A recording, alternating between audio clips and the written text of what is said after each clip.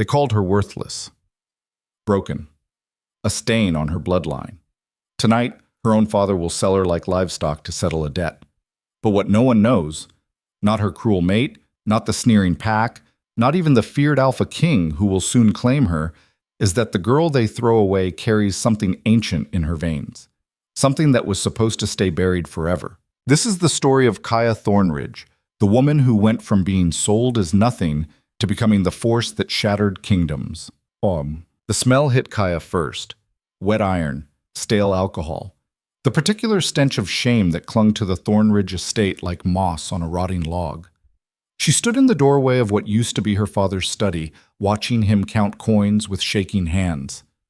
The man who'd once walked with his chest out, who'd boasted about his daughter's future as a beta's mate, now slouched over a desk covered in collection notices and empty bottles. "Kaya," his voice cracked. He didn't look up. "Close the door." She did. The latch clicked with a finality that made her stomach twist. "There's been a complication with the tribute." He finally met her eyes. His were bloodshot, surrounded by the kind of deep circles that came from weeks without real sleep. "The king's collector arrives tomorrow." "I know." Everyone knew. The royal tribute came twice a year like clockwork. Goods, gold, or people.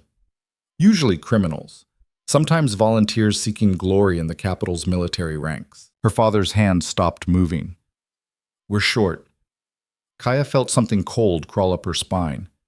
"How short?" 3,000 gold pieces.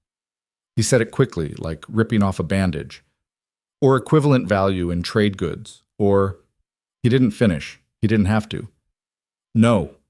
The word came out harder than she intended. "Father, no. You don't understand what they do to families who can't pay." His voice rose, tinged with something ugly, desperation mixed with anger at being cornered. "They take everything. The land, the title. They throw us in labor camps until the debt's worked off, and that could be decades, Kaya. Decades. I'm your daughter." "You're wolfless!" The words exploded out of him. He stood so fast his chair toppled backward. "You think I don't know what the pack says? What your mate's family says? You're 22 years old and you've never shifted. Not once. Maven Coldbrook rejected you in front of the entire pack 3 months ago because you can't give him wolf-blooded heirs. You're barren, Kaya. Useless to the bloodline." Each word landed like a physical blow. She'd heard them before, of course. Whispered behind hands at gatherings. Shouted during the rejection ceremony when Maven had stood before the pack and severed their mate bond with clinical efficiency. But hearing them from her father's mouth, the man who used to call her his little warrior when she was small, carved something vital right out of her chest. "The collector deals in people sometimes," her father continued, calmer now, almost businesslike. "Servants for noble houses, workers for the trade districts. It's not slavery, not really. You'd have a contract, 7 years, maybe 10. Then you'd be free to—" "You're selling me. I'm saving this family." He slammed his palm on the desk. "Your brother is only 16. Your mother's health is failing. If we lose everything, they die, Kaya. They die cold and broken in some prison mine. Is that what you want?" The terrible thing was, she understood his logic. Could even see how he'd convinced himself this was the noble choice. The practical choice. The only choice. "Does Mother know?" Kaya asked quietly. His silence was answer enough. She turned toward the door. "Where are you going?" Panic crept into his voice.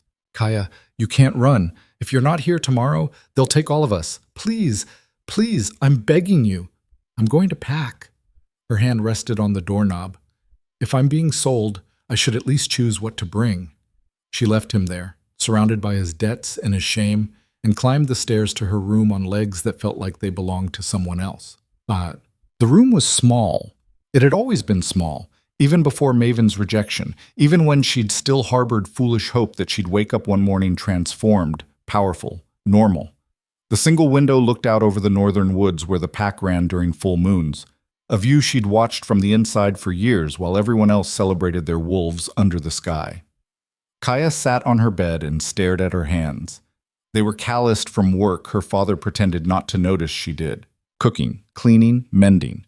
The invisible labor of someone who couldn't contribute real value to a wolf pack. Her fingernails were trimmed short, practical. No claws would ever extend from these fingertips. A knock interrupted her spiral. "Go away, father. It's me." Her brother's voice still high with youth. "Can I come in?" She didn't answer, but Finn opened the door anyway. At 16, he was already taller than her, his shoulders beginning to broaden with the promise of his first shift. It would come soon. She could see it in the restless energy that made him pace, the way his eyes occasionally flashed gold when his emotions ran high. He had everything she didn't. "I heard you and father fighting." Finn closed the door and leaned against it. "He's really going to do it, isn't he? Trade you to the collectors."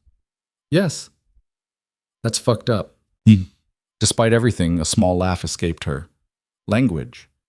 "I'm serious." He moved to sit beside her on the bed, his usual gangly grace absent. "This is wrong, Kaya. You're our family. We should find another way." "There isn't another way." She kept her voice steady. "The debt is real. The consequences are real. And I'm the only thing we have left that holds any value at all." "Don't talk about yourself like that." "Why not? Everyone else does." She turned to look at him properly.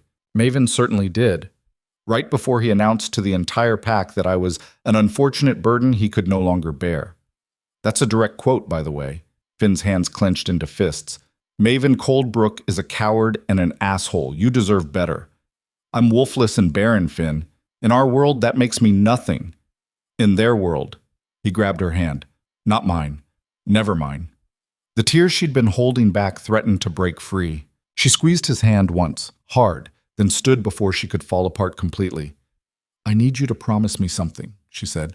"Anything. Take care of Mother, and don't hate Father." She walked to her dresser and began pulling out the few items worth taking. "He's weak, but he's not evil, just broken by circumstance." "How can you defend him after—" "Because hating him won't change anything." She folded a shirt with sharp, precise movements. "And hatred is heavy, Finn. I don't want you carrying it around."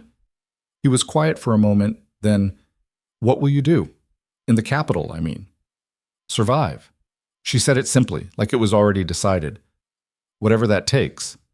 "And then?" She paused, a threadbare jacket halfway into her bag. Then what? She'd never let herself think that far ahead. Survival had always been moment to moment, getting through another pack gathering, another pitying look, another day of pretending the mate bond rejection hadn't torn something fundamental inside her. "I don't know," she admitted, "but I'll figure it out." Finn stood and pulled her into a crushing hug. He smelled like pine needles and teenage boy sweat and home.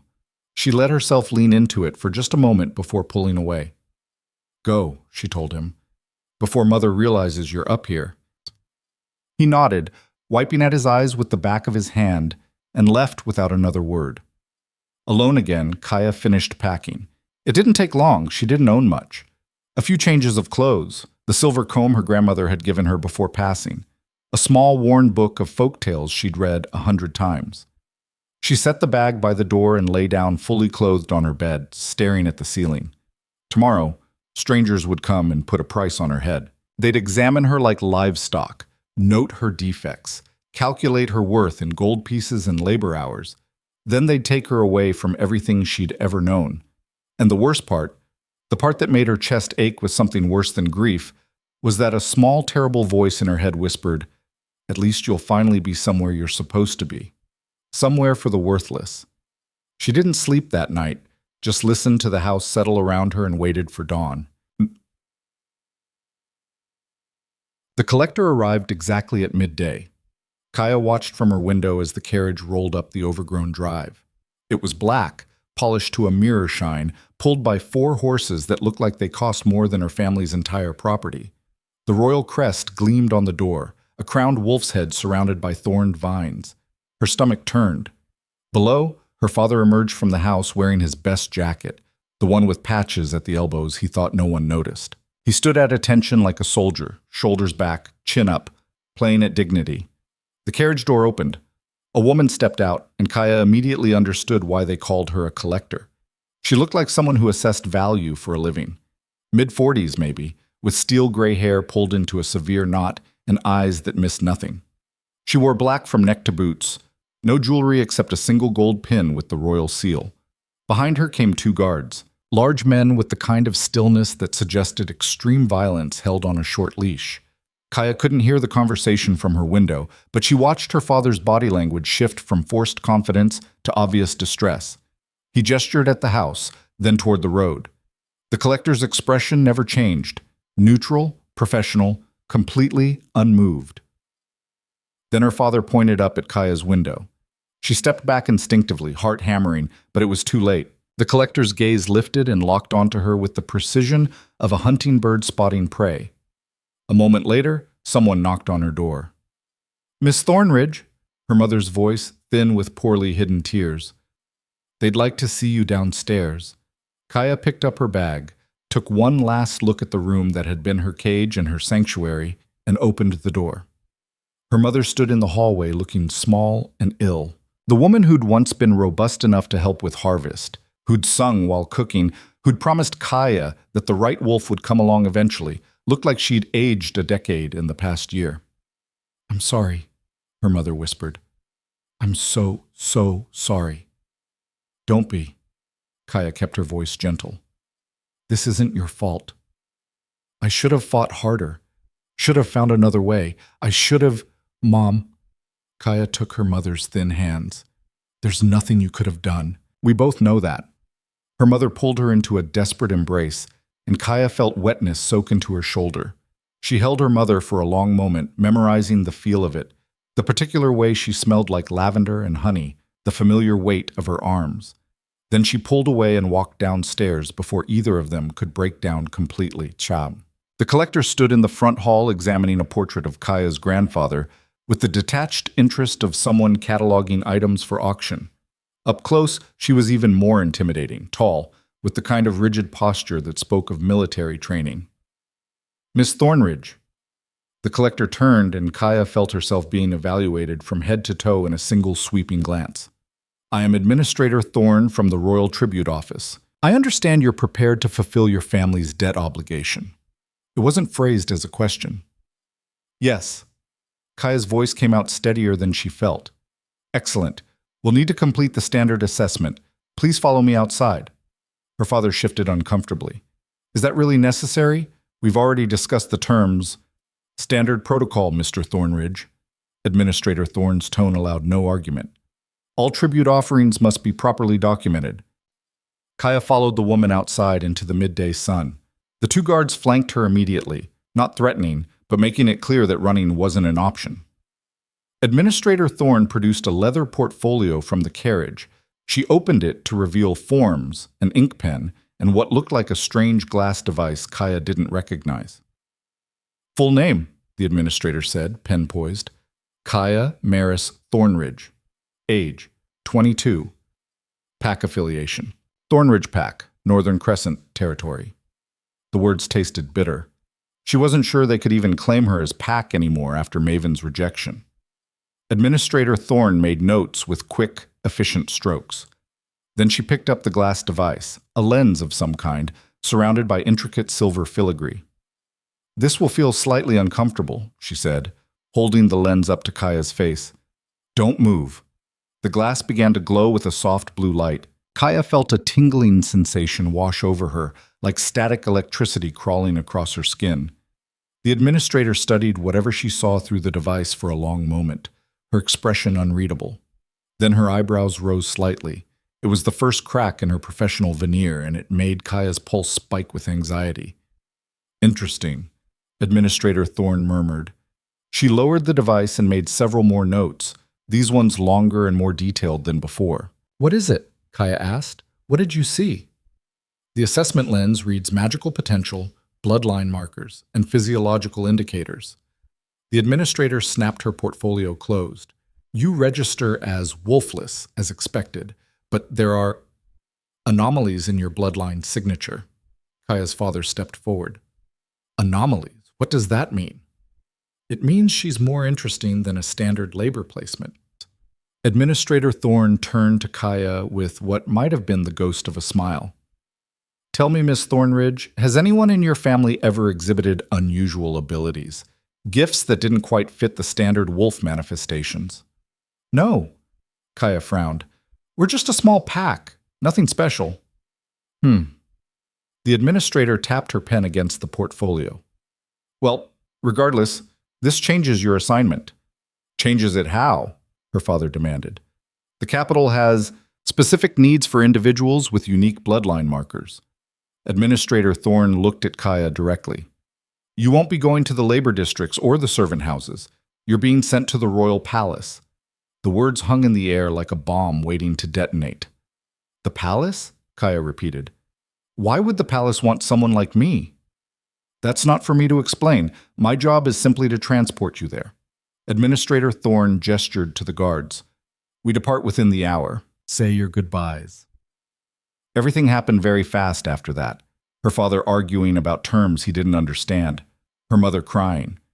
Finn appearing from somewhere and gripping her hand like he could physically prevent her from leaving. The guards loading her single bag into the carriage with professional efficiency. And through it all, Kaya felt oddly distant, like she was watching this happen to someone else. The royal palace, where Alpha King Zevran Nokthar ruled over 5 territories with an iron fist. The man they said could kill with a look. Who'd personally executed 3 noble lords for treason last year and displayed their heads on spikes as a warning. That palace. Kaya!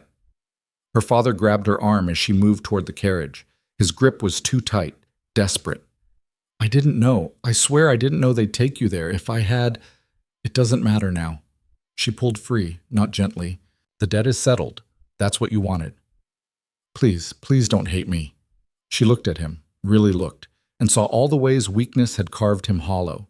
The cowardice, the self-pity, the inability to protect what mattered most. I don't hate you, she said truthfully. I just don't respect you anymore. His face crumpled. Kaya turned away and climbed into the carriage without looking back. The inside of the royal carriage was nicer than any room Kaya had ever slept in. Plush velvet seats, small crystal lamps that provided steady light. A folding table with silver fixtures. The windows had curtains that could be drawn for privacy. She sat stiffly on one side while Administrator Thorne settled across from her with the ease of someone who made this journey regularly. The trip to the capital takes 2 days, the administrator said, arranging her skirts. We'll stop at an inn tonight. Meals are provided. I'd recommend getting comfortable. Kaya said nothing. She stared out the window as the carriage lurched into motion and her family's estate began to shrink behind them. She caught one last glimpse of Finn standing in the drive, hand raised in farewell. Then the trees swallowed the view, and everything she'd ever known disappeared. You're handling this better than most, Administrator Thorne observed. What's the point of falling apart? Kaya turned from the window. Would it change anything? No, but most people do it anyway. The administrator studied her with that same assessing look. The palace isn't what you think it is, Miss Thornridge. Then what is it? Complicated. Administrator Thorne pulled out a book from a compartment beside her seat.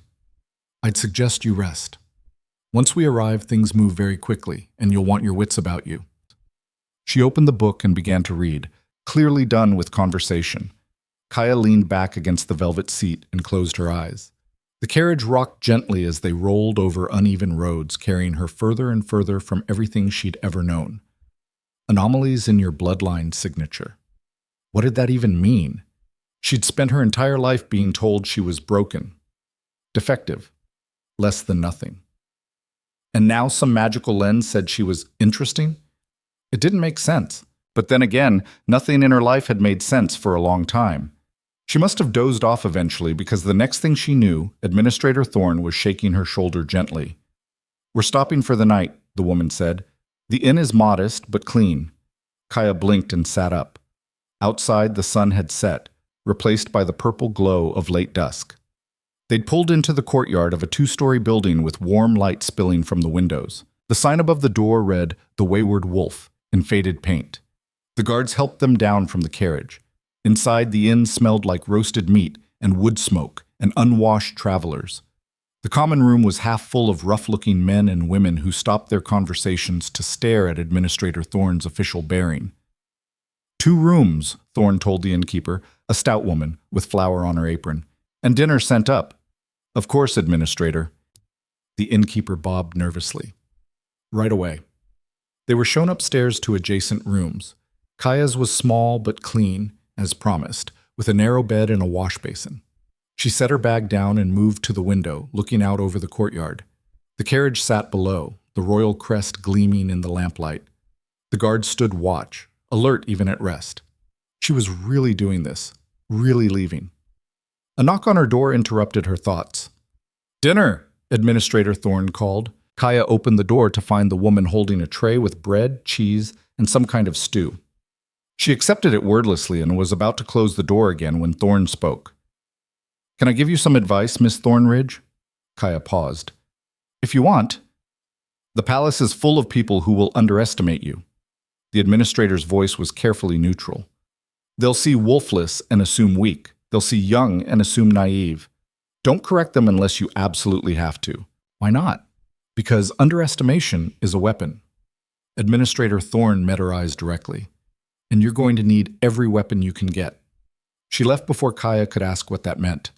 Kaya closed the door and sat on the bed with the tray balanced on her knees. The stew was actually good, rich and hearty, probably the best meal she'd had in months. She ate slowly, savoring each bite, and tried not to think about what waited at the end of this journey.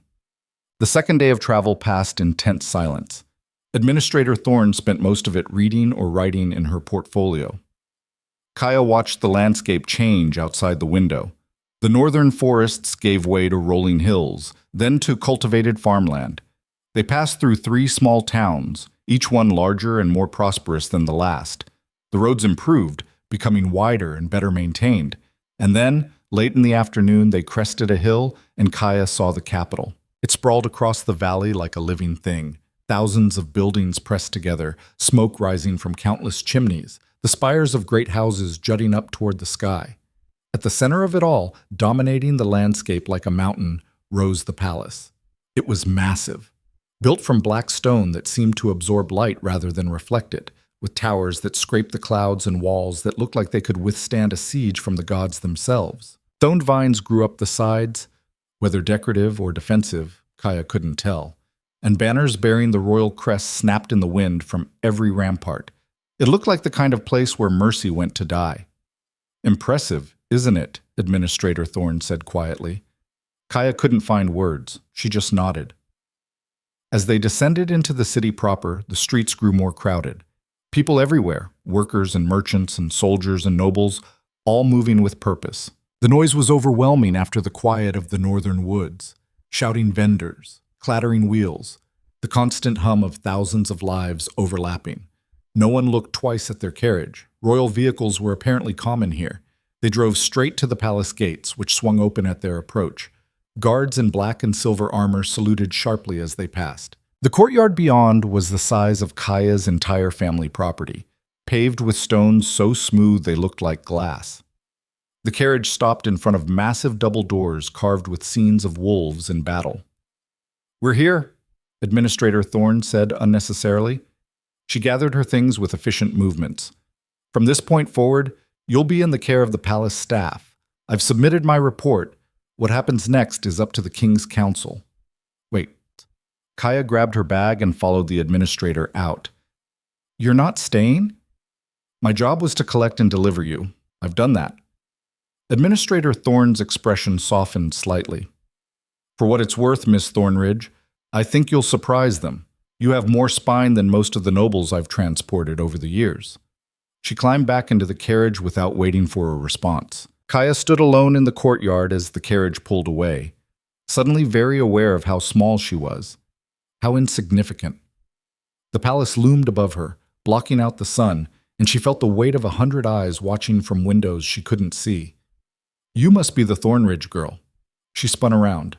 A man stood behind her, middle-aged, dressed in formal palace livery, with the kind of posture that suggested he'd spent his life serving. His eyes, when they met hers, were not unkind. "Yes," Kaya managed. "I'm Kaya." "Steward Aldrich," he bowed slightly. "I've been assigned to see you settled. If you'll follow me, please." He turned and walked toward the doors without checking if she followed. Kaya hurried to keep up, her bag clutched in both hands. The doors opened onto a hall so vast it took her breath away. The ceiling soared somewhere impossibly high above, supported by columns carved to look like massive tree trunks. Tapestries the size of houses hung from the walls, depicting battles and coronations and hunts. The floor was marble veined with what looked like actual gold. Everything screamed power and permanence. "The palace has 3 main wings," Stuart Aldrich explained as they walked, his voice echoing slightly. "The king's private quarters in the North Tower, administrative offices in the West Wing, and the guest and servant quarters in the East Wing, where you'll be housed." "Am I a guest or a servant?" Kaya asked. "That hasn't been determined yet." He glanced at her. Administrator Thorne's report was unusual. The council will want to assess you themselves before making any final decisions about your placement. They climbed a staircase that curved like a nautilus shell, passing servants who pressed themselves against the walls and bowed as Aldrich passed. None of them looked at Kaya directly. The East Wing was less opulent than the main hall, but still nicer than anything she'd known. Aldrich led her down a corridor lined with doors and stopped at one marked with a simple brass number, 47. "Your room," he said, producing a key. "You have use of the communal bathing facilities down the hall. Meals are served in the East Dining Room at dawn, noon, and dusk. Do not leave this wing without escort. Do not speak to anyone above your station without being spoken to first. Do not—" "When do I meet the council?" Kaya interrupted. Aldrich paused mid-instruction.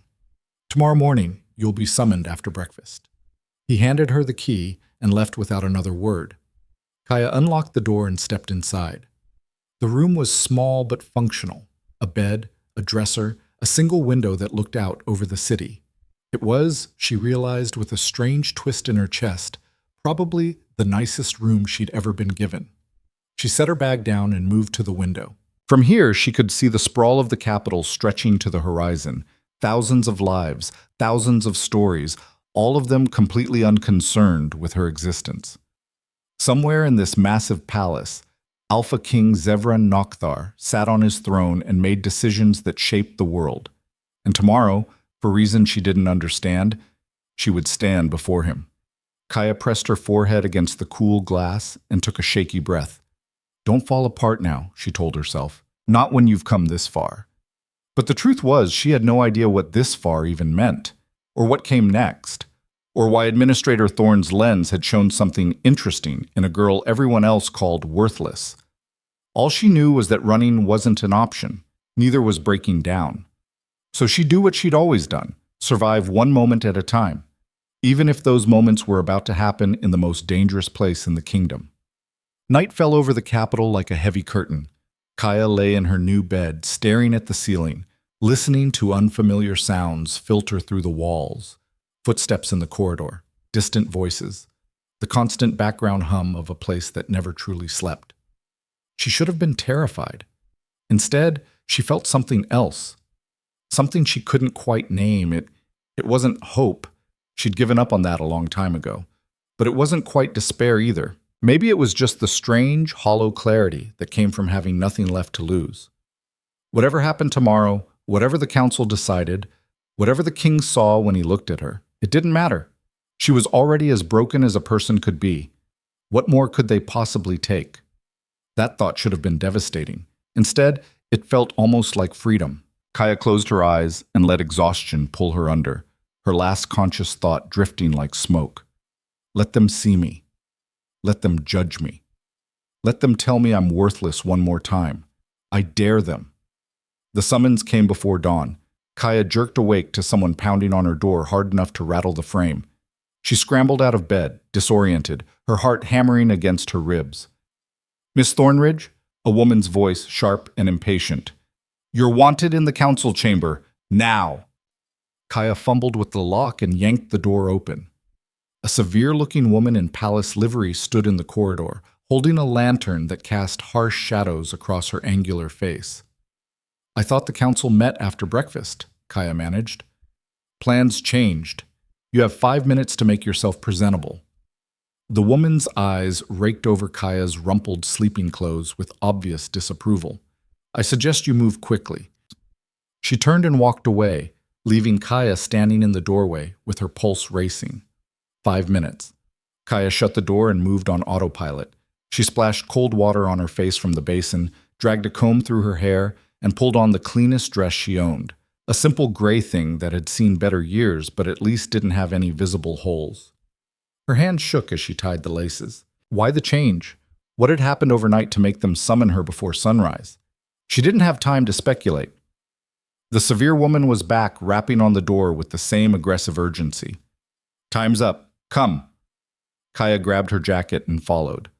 The palace was different in the pre-dawn darkness. Quieter.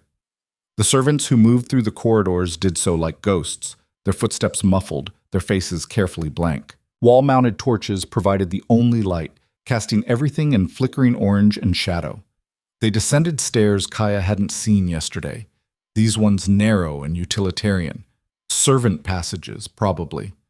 The woman led her through a maze of turns until Kaya was completely disoriented, then finally stopped before a set of iron-banded doors. "Inside," the woman said. "Don't speak unless directly addressed. Don't make eye contact with anyone above your station. And for your own sake, don't lie." She pulled the doors open and gave Kaya a small push between the shoulder blades. The council chamber was circular, with a domed ceiling that seemed to swallow sound. 7 chairs arranged in a semicircle faced a single spot in the center of the room, where a worn stone circle marked the floor. Torches burned in wall sconces, but they didn't do much to dispel the oppressive gloom. 6 of the 7 chairs were occupied. Kaya recognized the type immediately. Nobles. You could tell by the way they held themselves, by the quality of their clothes, by the casual arrogance that came from never having to question their place in the world. 3 men, 3 women, all of them somewhere between middle-aged and elderly, all of them looking at her like she was a curious specimen under glass. "Step forward," commanded a woman in the center chair. She had silver hair piled high on her head and a face that might have been beautiful once, before time and power carved it into something harder. Into the circle. Kaya walked forward on legs that felt like water. When she reached the stone circle, she stopped and clasped her hands in front of her to keep them from shaking. "State your name for the record," the silver-haired woman said. "Kaya Maris Thornridge." Age and pack affiliation. 22. Thornridge Pack, Northern Crescent Territory.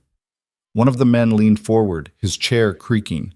He was heavy-set with jowls that wobbled when he moved. "And you're the wolfless one? The barren girl sold to settle a debt?" The words hit like a slap, but Kaya kept her face neutral. "Yes." "Speak up," the man snapped. "We can barely hear you." "Yes," Kaya repeated, louder this time. "That's correct." The silver-haired woman consulted a document in her lap. Administrator Thorne's report indicates anomalies in your bloodline signature, specifically markers that don't align with standard wolf genetics. She looked up. "Do you know what that means?" "No." "Have you ever exhibited abilities beyond normal human capacity? Visions? Unusual strength? Any indication of latent magic?" "No, nothing like that." The council members exchanged glances. One of the women, younger than the others, with sharp features and calculating eyes, spoke up. "Then what good are you?" The question hung in the air like a challenge. Kaya felt something hot and dangerous flare in her chest. "I don't know. You're the ones who brought me here." "Watch your tone," the heavy-set man growled. "You're addressing the King's High Council. Show some respect." "I am showing respect," Kaya shot back before she could stop herself. "I'm telling the truth. I don't understand why I'm here any more than you do. I'm wolfless. I'm nobody." Administrator Thorne saw something in her assessment lens, but I don't know what it was and I can't explain it. She took a breath, forcing herself to speak more calmly. "So maybe instead of asking me what good I am, you could tell me what you think you saw." The silence that followed was absolute. The silver-haired woman's eyebrows rose fractionally. Bold words for someone in your position. "My position is that I have nothing to lose," Kaya said flatly. "You can send me to the labor camps or the servant houses or throw me out on the street. It doesn't matter. I'm already as broken as I can get. So yes, I'm bold. What else should I be?" Another exchange of glances. This time, something that might have been respect flickered across a few faces. The sharp-featured woman leaned back in her chair. "The markers in your bloodline don't match any known wolf genetics. They're older, pre-transformation. The assessment lens flagged you as potentially descended from something that existed before wolves became the dominant shifter species." Kaya stared at her. "That's impossible. My family has been part of the Thornridge pack for generations. Surface lineage means nothing, the woman continued. Recessive genes can hide for centuries. Sometimes they skip dozens of generations, then suddenly express in someone like you. Someone like me, Kaya repeated slowly. Meaning what? Broken? Meaning dormant. The silver-haired woman set aside her document. We believe you carry ancient blood. The question is whether it can be awakened, and if so, what form it will take. And if it can't be awakened, then you're useless to us. The heavy-set man said it without malice, just stating fact. We'll place you in the servant quarters and you'll live out your contract doing menial labor. But if you do have latent abilities, he smiled, and it wasn't kind. Well, the king has use for people with unique gifts. Before Kaya could respond, the doors at the back of the chamber slammed open.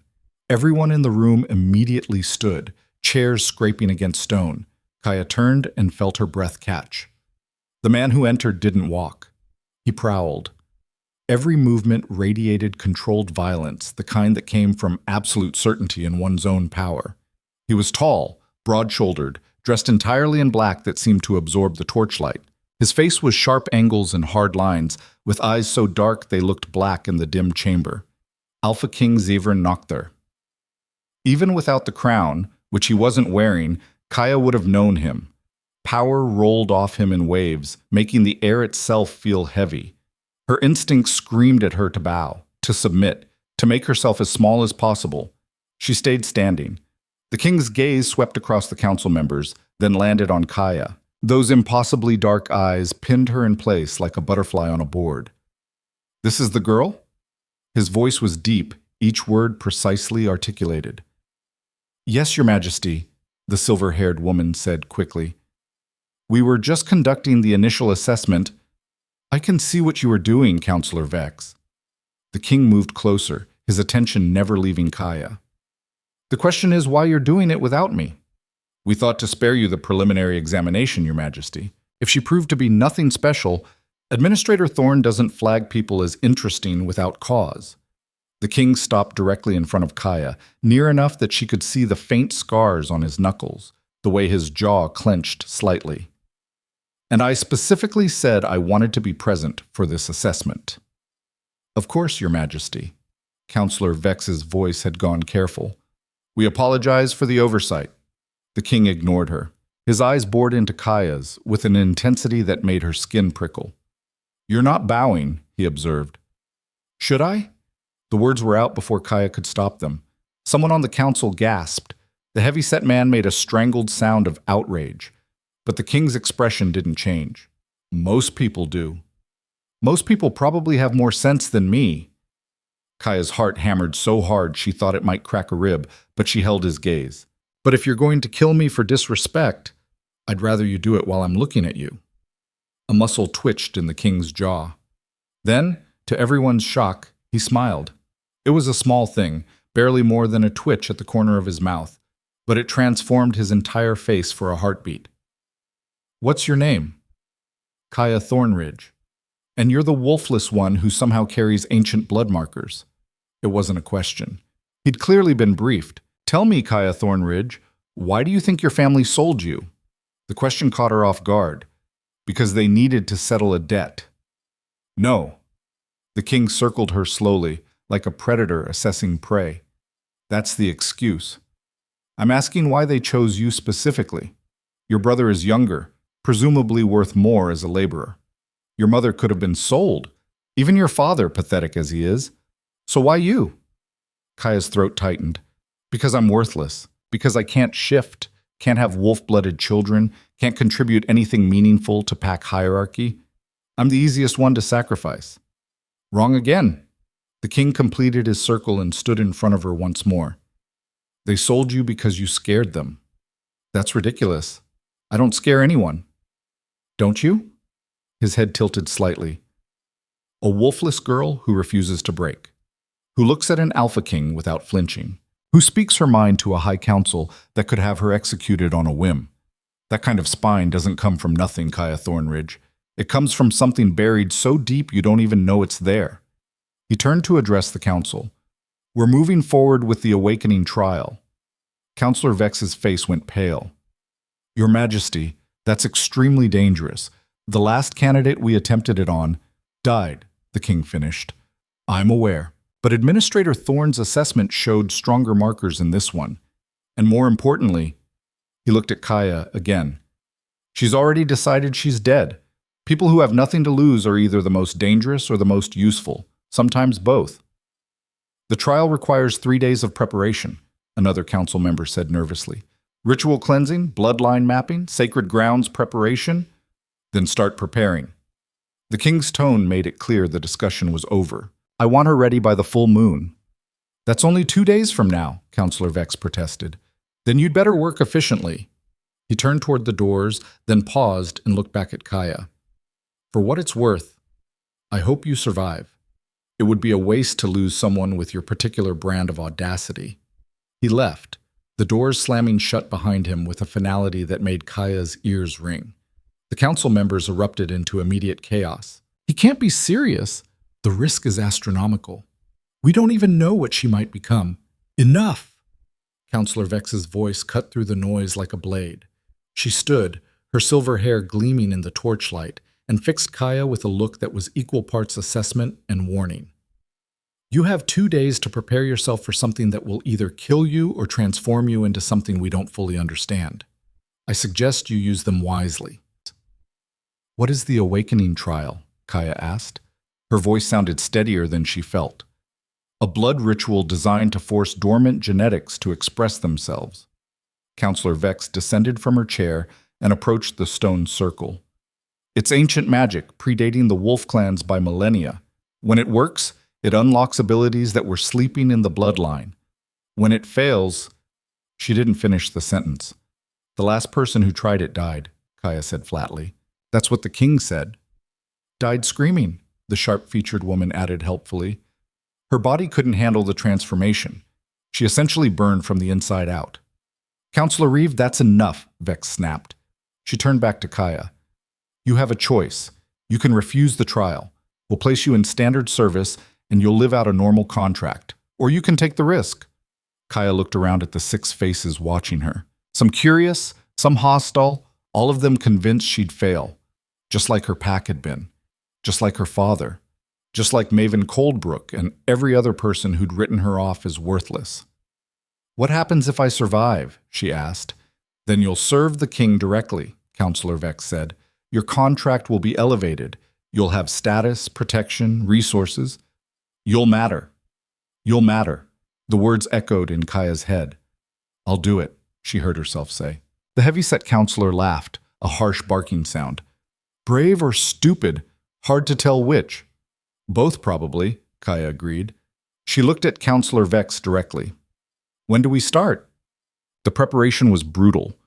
They took her to a wing of the palace she hadn't seen before, older, deeper, where the stone walls were bare and the air smelled like earth and copper.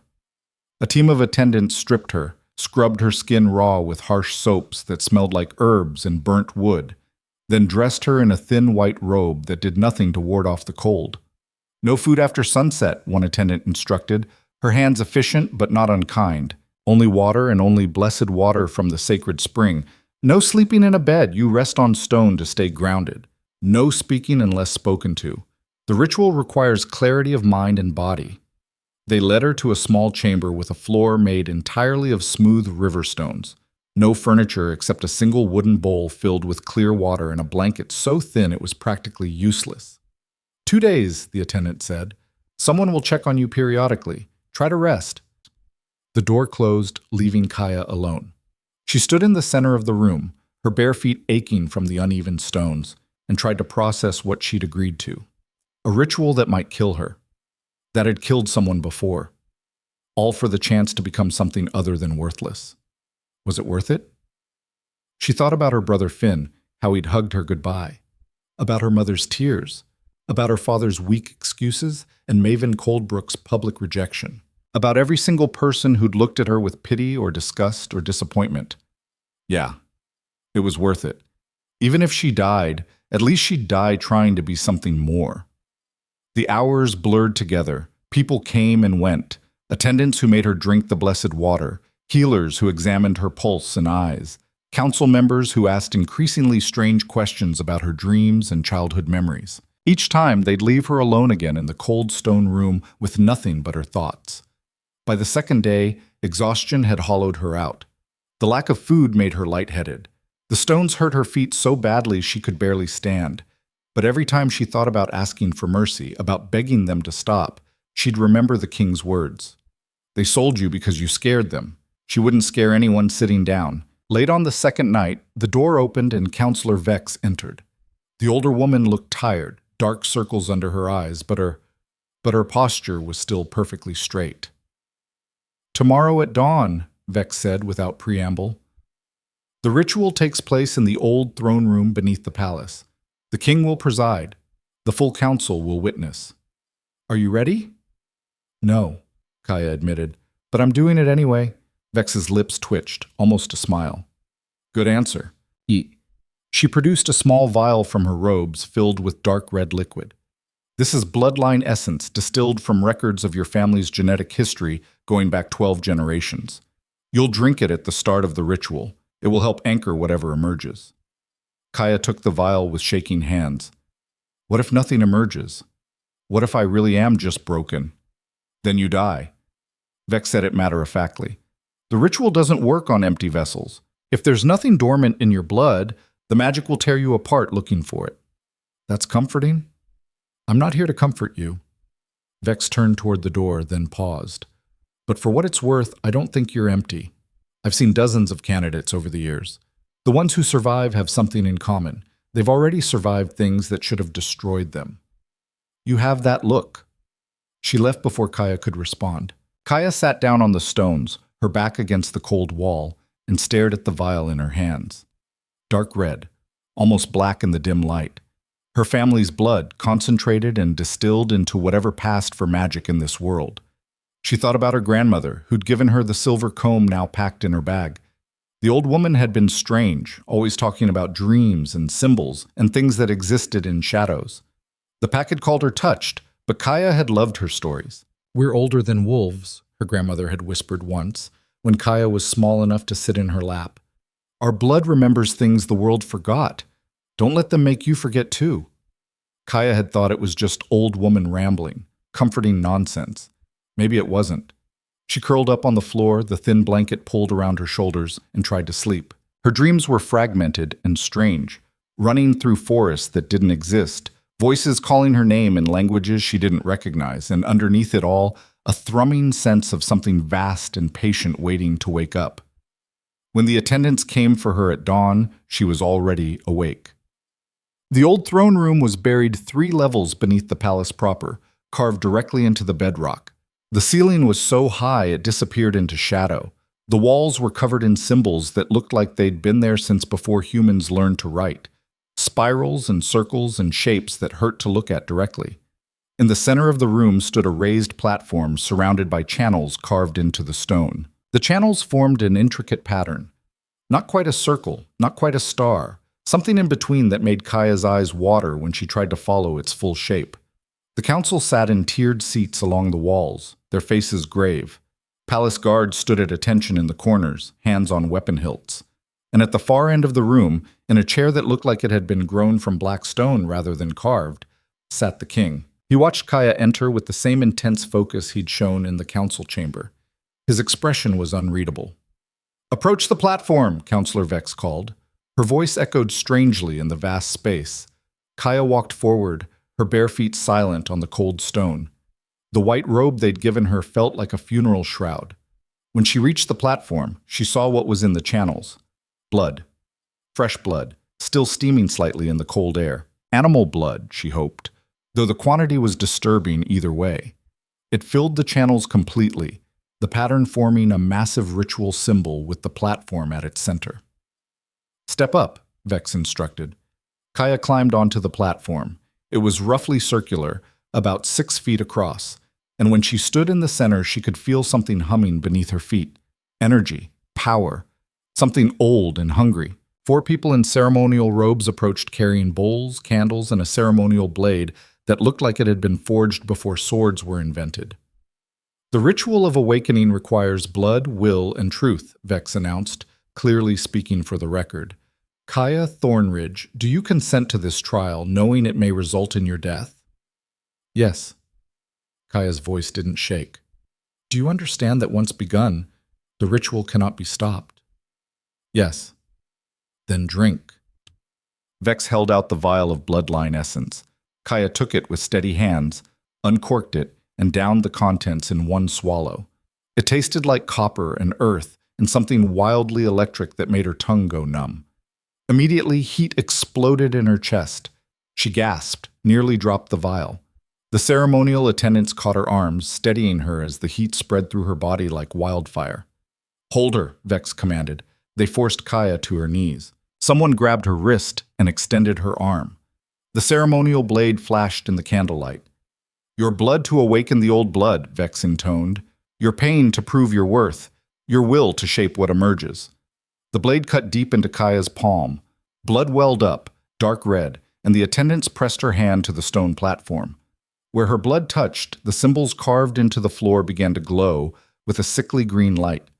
The pain was immediate and overwhelming, not just from the cut, but from something deeper, like her veins were burning from the inside. Kaya screamed, couldn't help it, and the sound echoed off the ancient walls. Hold her down, Vex snapped. The attendants pushed her flat against the platform as the green light spread through the carved channels, racing along the blood-filled symbols like fire, following a trail of oil.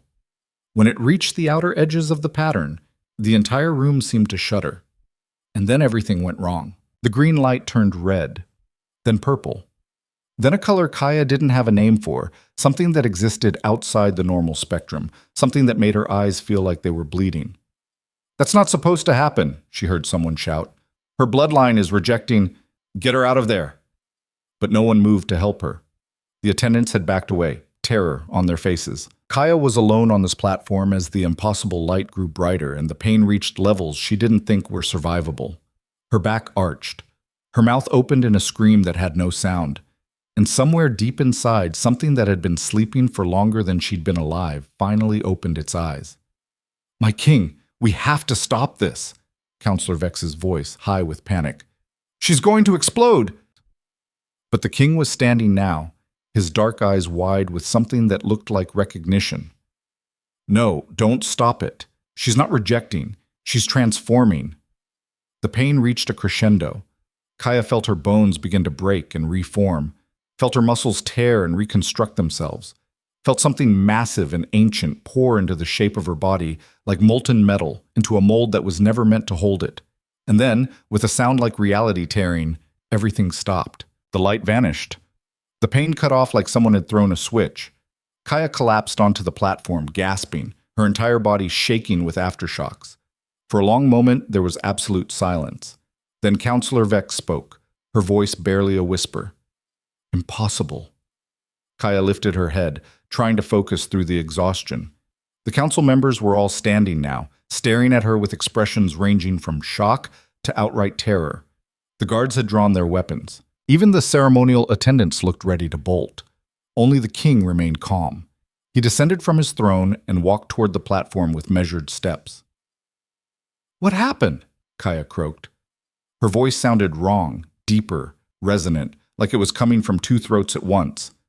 The king reached the edge of the blood-filled channels and stopped. His eyes raked over her, taking in details Kaya couldn't see. Look at yourself, he said quietly. Kaya pushed herself up to sitting and looked down at her hands. They were glowing. A faint silver light pulsed beneath her skin like she'd swallowed moonlight. And her veins, they were visible through the skin now, but they weren't red. They were black, traced in patterns that looked almost like the ritual symbols carved into the floor. What am I? She whispered. The king's expression was difficult to read. Something that shouldn't exist anymore. Something the wolves tried to erase from history 3,000 years ago. He turned to address the council. She's a primordial. The word hung in the air like a death sentence. Counselor Vex made a strangled sound. That's impossible. The primordials were extinct before the first alpha was crowned. They can if the bloodline went dormant instead of dying out. The king's voice was hard. And apparently, that's exactly what happened. What does that mean? Kaya demanded. She tried to stand and found her legs wouldn't support her. What's a primordial? The king finally looked at her again. The first shifters.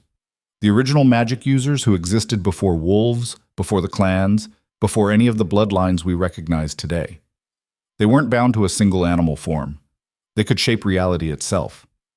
He paused, and something that might have been respect flickered in his eyes. You're not worthless, Kaya Thornridge. You're the most dangerous person in this kingdom. The council chamber exploded into chaos. Kill her! Councillor Reeve was on her feet, pointing at Kaya with a shaking hand. Kill her before she fully manifests. Stand down, the king ordered, his voice cutting through the panic like a blade. Your Majesty, you don't understand what you've unleashed. The heavy-set counselor, Kaya hadn't caught his name, backed toward the wall, his face gray with terror. The primordials nearly destroyed civilization. They were monsters who bent reality to their whims, who treated other beings like playthings. We can't allow— I said stand down! The king's eyes flashed gold, his alpha authority rolling through the room like thunder. Every person present, council members, guards, attendants, immediately stopped moving, frozen by the compulsion.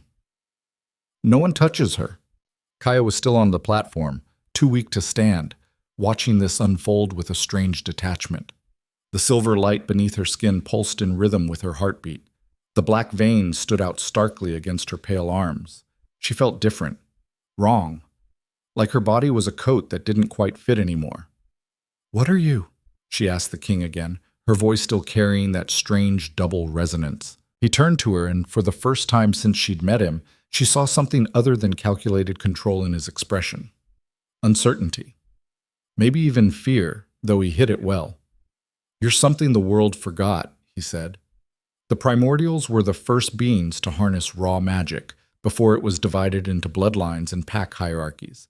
They didn't shift into animals, they became whatever they wanted. They could reshape flesh and bone and matter itself. And they were genocided for it, Councillor Vex added, her voice tight. She'd regained some composure, though her knuckles were white where she gripped the arm of her chair. 3,000 years ago, the first wolf clans united specifically to eliminate the primordials. They were too powerful, too unpredictable. They had to be stopped before they burned the world down.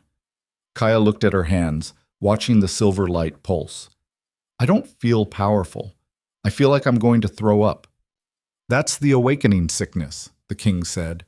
Your body is adjusting to what you've become. It will pass. He moved closer to the edge of the blood channels, studying her with clinical intensity. The question is what you'll be able to do once it does. Can't you just, test it somehow? Not without risking everyone in this room. He gestured at the ritual symbols around her, still faintly glowing. Primordial magic is unstable by nature. Trying to force it to manifest could result in anything from a small light show to an explosion that takes out half the palace. Then what do we do? Before anyone could answer, Kaya felt something twist inside her chest. The silver light flared suddenly, so bright several council members cried out and shielded their eyes. Pain lanced through her body. Not as intense as the ritual, but sharp and immediate. And then her perception shifted. Suddenly she could see things she shouldn't be able to see. The molecular structure of the stone platform beneath her. The individual particles of dust floating in the air, each one vibrating with its own tiny frequency. The threads of magic woven through the ritual symbols, tangled and complex as a spider's web. And deeper still, the bones beneath the palace, the underground rivers flowing through bedrock, the roots of ancient trees that had died centuries ago but left their network behind. It was overwhelming. Too much information, too many layers of reality all pressing against her mind at once. Make it stop, she gasped, pressing her palms against her temples. I can see too much. I can see everything. The king was beside her in an instant, moving faster than she would have thought possible. He grabbed her shoulders, his grip iron hard. Look at me. Focus on my face. Nothing else. She tried. His features swam into view, dark eyes that reflected no light, the sharp angles of his jaw, a small scar near his temple she hadn't noticed before. Slowly, the overwhelming rush of perception narrowed down to just him. Good, he said quietly. That's good. Now breathe. Slow and steady. She did. In through her nose, out through her mouth, following his example. With each breath, the extra layers of vision receded slightly. Not gone, but manageable. Like learning to tune out background noise. What was that? She managed after a minute. Primordial sight. You were seeing reality as it actually exists, not as your limited human senses translate it. He released her shoulders and stepped back. You'll learn to control it, eventually. Eventually? Kaya looked up at him. How long did it take the other primordials to learn control? His expression darkened. There are no other primordials. You're the only one we know of who's successfully awakened in 3,000 years. You'll be figuring this out as you go. The weight of that statement pressed down on her like a physical thing. She was alone. The only person in existence who had to deal with this. No teachers, no guides, no one who understood what she was experiencing. Just like being wolfless, except 1,000 times worse. Your Majesty. Counselor Vex stood, her composure fully restored now, her face a mask of political calculation. We need to discuss containment protocols. If she loses control, she won't. The king's tone left no room for argument. You can't know that. She's been awake as a primordial for less than an hour. We have no idea what she's capable of, what damage she could cause. Then we find out. He turned to face the council fully. Counselor Vex, I want a research team assembled. Every text we have on the primordials, every historical account, every scrap of information from the old wars. I want it compiled and analyzed by tomorrow night. Your Majesty, but that wasn't a request. His eyes flashed gold again. Counselor Drain, you'll arrange private quarters for Miss Thornridge in the North Tower. Guarded, but comfortable. She's under my protection now. The heavy-set counselor, apparently named Drain, sputtered. The North Tower? That's where we house the royal family's most trusted... Which is exactly why she'll be safe there. Counselor Reeve, you'll personally oversee her training once we determine what abilities have manifested. Reeve looked like she'd swallowed something poisonous. I don't train monsters. The temperature in the room seemed to drop 10 degrees. The king moved toward Reeve with the controlled violence of a predator, and Kaya saw the counselor's face go white. Call her that again, he said softly, and I'll have you stripped of your position and thrown in the labor camps. Are we clear? Reeve nodded jerkily, unable to speak. Good. The king turned back to Kaya. Can you stand? She tried. Her legs were still shaky, but with effort she managed to get to her feet. The silver light had faded to a barely visible glow beneath her skin, and the black veins were less prominent now, though still visible if you looked closely. Guards, the king called. Escort Miss Thornridge to the North Tower. Stay with her. If anyone tries to harm her, you have permission to use lethal force. Two guards approached cautiously, like they were afraid she might explode if they got too close. Kaya wanted to laugh at the absurdity, but she was too exhausted. What happens now? She asked the king. He met her eyes, and she saw something complicated there. Respect, maybe. Or calculation. Possibly both. Now we figure out what you are, he said. And more importantly, what you can become. The North Tower was everything the servant quarters weren't. The room they gave Kaya was enormous, bigger than her entire family's house had been. A massive four-poster bed dominated one wall, draped in silk that looked like it cost more than a year's tribute. Actual paintings hung on the walls, not crude sketches, but real art. A fireplace large enough to stand in crackled with warmth. Windows overlooked the entire capital, the view stretching for miles. And a bathroom, an actual bathroom with a tub you could soak in, not just a basin and a bucket. Kaya stood in the center of it all, still wearing the thin white ritual robe, and felt completely disconnected from reality. Food will be brought up shortly, one of the guards said from the doorway. He hadn't entered the room, just stood at the threshold like there was an invisible barrier. Clean clothes are in the wardrobe. If you need anything, call for the attendants. He closed the door before she could respond.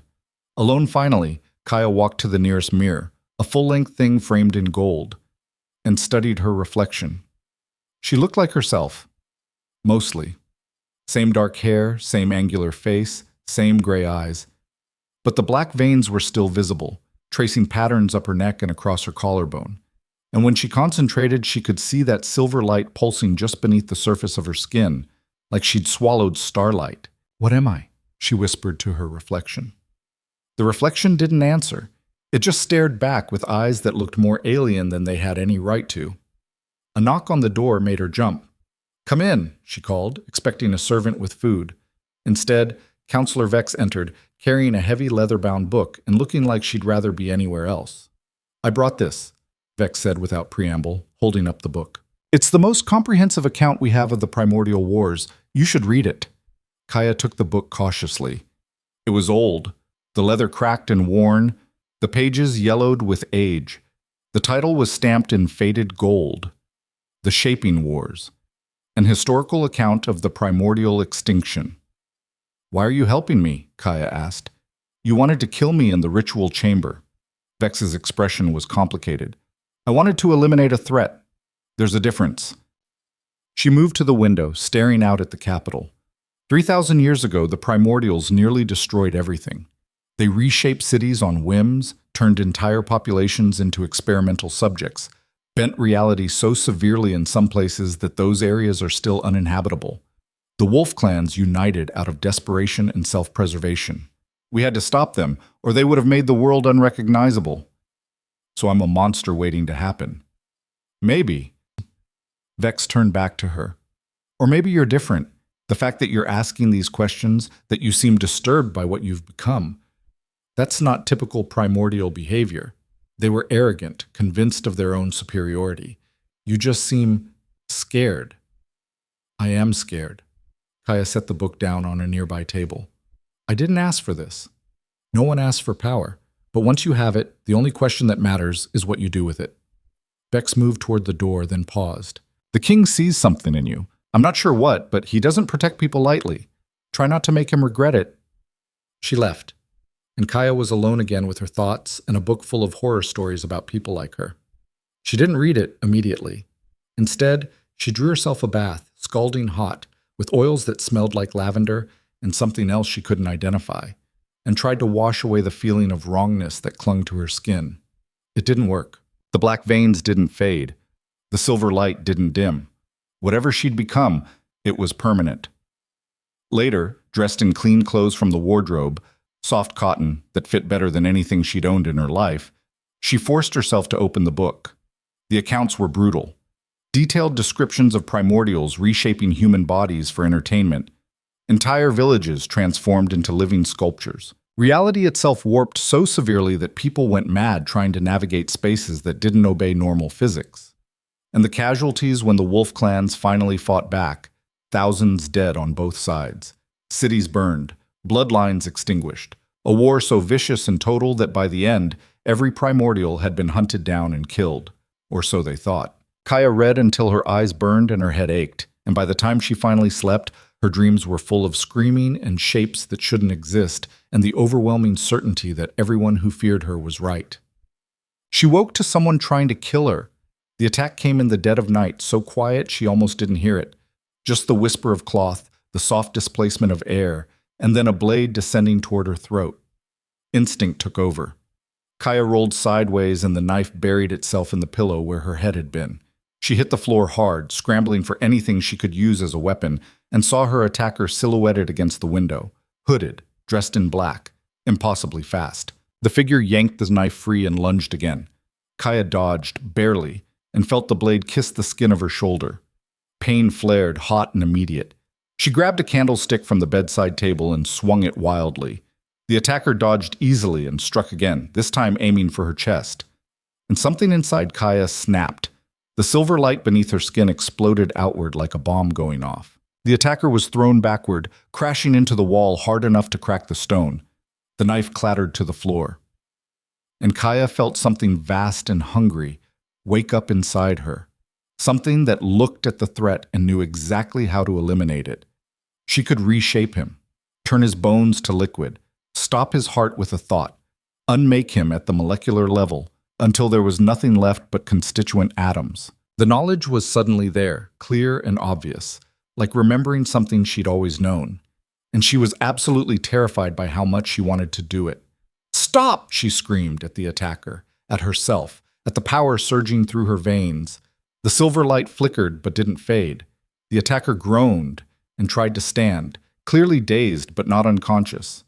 Kaya backed away, pressing herself against the far wall, trying desperately to shove the power back down. The door burst open.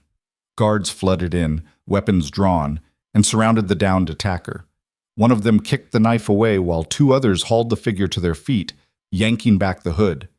It was a young man, maybe a few years older than Kaya.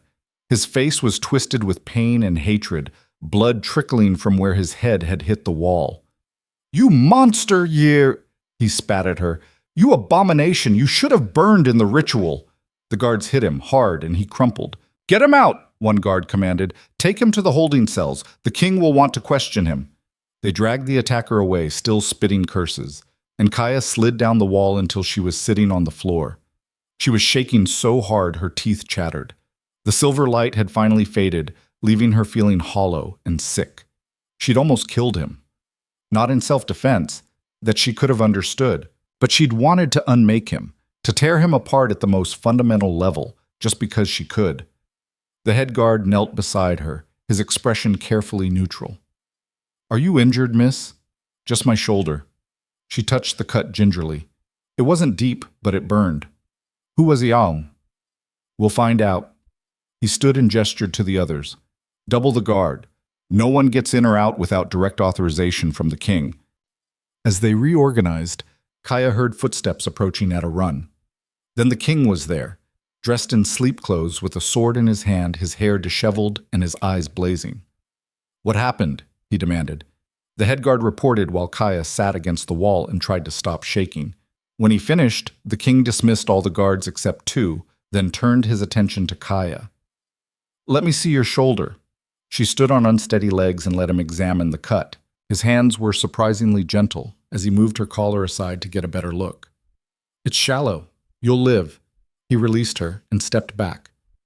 "But we need to talk about what you did to him." "I threw him." Kaya's voice was defensive. "He was trying to kill me. What was I supposed to do?" "You threw him hard enough to crack a stone wall. A normal person would have died." The king's eyes bored into hers. "What else did you almost do?" She looked away. "I don't know what you mean." "Don't lie to me, Kaya. I felt your power from 3 floors down. It was like reality itself buckled." "What were you about to do to him?" "I don't know." The words burst out of her. "I saw him, and I just knew how to take him apart, how to unmake him. It was like the knowledge was already in my head, just waiting. And the worst part is I wanted to do it. I wanted to make him pay for trying to kill me. But you didn't. Because it's wrong." She hugged herself, suddenly cold despite the warm room. "Isn't it? Or am I supposed to just do those things? Is that what primordials are?" The king was quiet for a long moment. Then he moved to one of the chairs near the fireplace and sat, gesturing for her to take the other. "The primordials in the history books were monsters," he said quietly. "But those accounts were written by the people who killed them. Winners write history, Kaya. We don't actually know what the primordials were really like. Maybe they were all cruel and power-mad. Or maybe some of them were just people who happened to have abilities that scared everyone else. That's not comforting. It's not meant to be, it's the truth." He leaned forward, elbows on his knees. "You have power now, real power. The kind that could reshape kingdoms if you wanted. And yes, that's terrifying. But power itself isn't evil, it's just power. What matters is what you choose to do with it." Kaya met his eyes. "What if I choose wrong?" "Then I'll stop you." He said it matter-of-factly, without hesitation. "But I don't think you will." "Why not? You barely know me." "Because you're asking these questions." He gestured at her, at the room, at the situation. A monster wouldn't care if they hurt someone. They wouldn't be sitting here shaking because they almost did something terrible. You have a conscience, Kaya. That's rare, especially in people with power. She wanted to believe him, wanted to think she could be something other than the monster everyone expected. "The person who attacked me," she said quietly. "He called me an abomination, said I should have burned in the ritual. Was he from the palace?"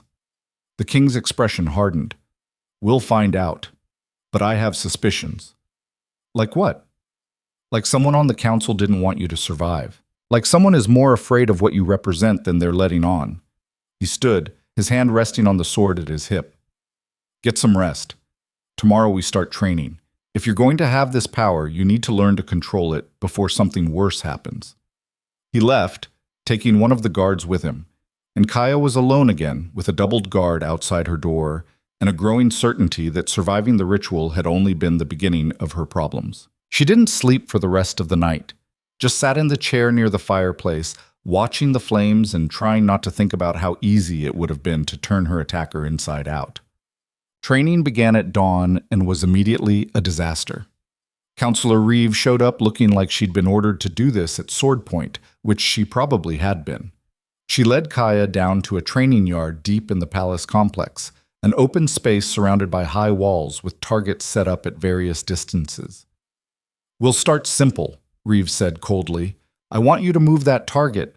She pointed at the nearest one, a wooden post about 20 feet away. Kaya stared at it. "How?" "You're a primordial. Figure it out." "I don't know how to—" "Then you're useless." Reeve crossed her arms. "The king seems to think you're worth saving, but if you can't even perform basic manipulation, maybe everyone who wanted you dead was right." Anger flared hot in Kaya's chest. She focused on the target, trying to remember the feeling from last night, that terrible clarity, that knowledge of how to reshape reality. Nothing happened. "Pathetic," Reeve muttered. "I'm trying. Try harder." Kaya gritted her teeth and pushed. She imagined the target moving, imagined her will forcing it aside. The silver light beneath her skin flickered, but the target remained stubbornly motionless. "This is a waste of time," Reeve declared. "You got lucky in the ritual, that's all. Whatever awakening happened, it clearly didn't give you any real control. Give me a minute. You've had 20. Either you can do this or you can't." Something in Kaya snapped. The anger that had been building since she was sold, since Maven rejected her, since her entire life collapsed into nothing, all of it exploded outward in a wave of silver light and raw power. The target didn't just move, it exploded. Splinters of wood flew in every direction like shrapnel. The stone wall behind it cracked, and 3 other targets along the same line disintegrated into sawdust. Kaya stood in the center of the devastation, breathing hard, the silver light blazing beneath her skin like she'd swallowed the sun. Reeve stared at her with open shock. Then her expression shifted to something darker. Fear, yes, but also vindication. "Just like the old ones," she said quietly. "Uncontrolled, dangerous. This is why we killed them all." "I didn't mean to." "Intent doesn't matter when you can accidentally destroy half a city block." Reeve backed away. "You're a weapon with no safety. The king needs to see this." She turned and practically ran from the training yard. Kaya stood alone among the wreckage, looking at her hands. They were shaking, the silver light slowly fading back to a dim glow. This was exactly what she'd been afraid of. Not that she couldn't use her power, but that she couldn't stop using it once she started. Footsteps approached.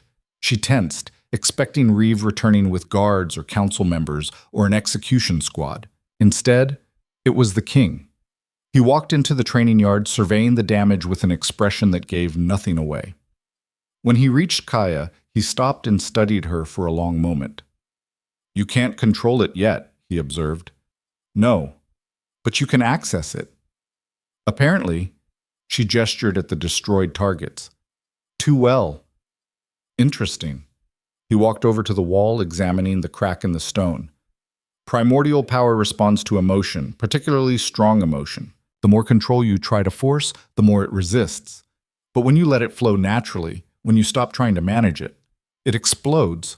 That's not helpful." "It is, actually." He turned back to her. "It means you need a different kind of training. Not control through suppression, but control through understanding." "I don't understand any of this." "Then we'll figure it out together." He moved to stand beside her, and for the first time his expression softened slightly. "You didn't ask for this power. You didn't want it. But you have it now, and the only way forward is through. So we train, we learn, and we make sure that when you do use this power, it's by choice, not by accident." Kaya looked up at him. "Why are you helping me? Everyone else wants me dead or locked up, but you keep protecting me. Why?" The king was silent for a moment, considering his answer. "Because I know what it's like to be powerful and alone," he said finally. "To have everyone look at you and see either a weapon to be used or a threat to be eliminated. never just a person. His eyes met hers, and she saw something vulnerable there, quickly hidden. You deserve better than that. Before she could respond, a commotion erupted from the direction of the palace. Shouting, the clash of weapons, and then an explosion that shook the ground beneath their feet. The king's entire demeanor changed instantly. "Stay here," he commanded, drawing his sword. "What's happening?" "We're under attack."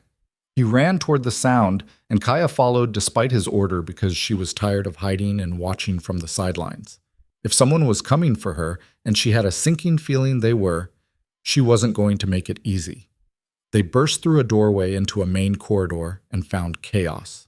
Palace guards fighting against invaders dressed in mismatched armor, their faces covered with masks bearing a symbol Kaya didn't recognize, a broken crown wrapped in thorns. "Insurgents," the king spat.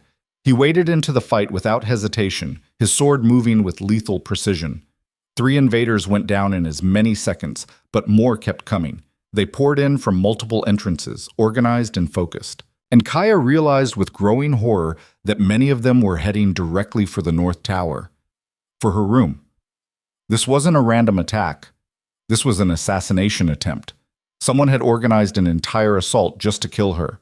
"They're after me," she shouted over the sound of fighting. "I know." The king cut down another invader. "Get to the throne room. The reinforced doors will hold them off until—" An explosion rocked the corridor. Part of the ceiling collapsed, separating Kaya from the king. Dust and debris filled the air. She heard him shouting her name, but the sound was muffled and distant. Then hands grabbed her from behind. She spun, ready to fight, and came face to face with a woman wearing the broken crown symbol. The woman's eyes were cold and certain. "The abomination ends here," she said, and drove a blade toward Kaya's heart. Time seemed to slow. Kaya saw the blade coming, knew she couldn't dodge in time, and felt that terrible power inside her surge forward like it had been waiting for this exact moment. The silver light exploded outward. The woman with the knife didn't just stop. She flew backward like she'd been hit by a battering ram, crashed through a stone pillar, and didn't get up. The invaders closest to Kaya stumbled back, their weapons falling from nerveless fingers as the wave of power washed over them.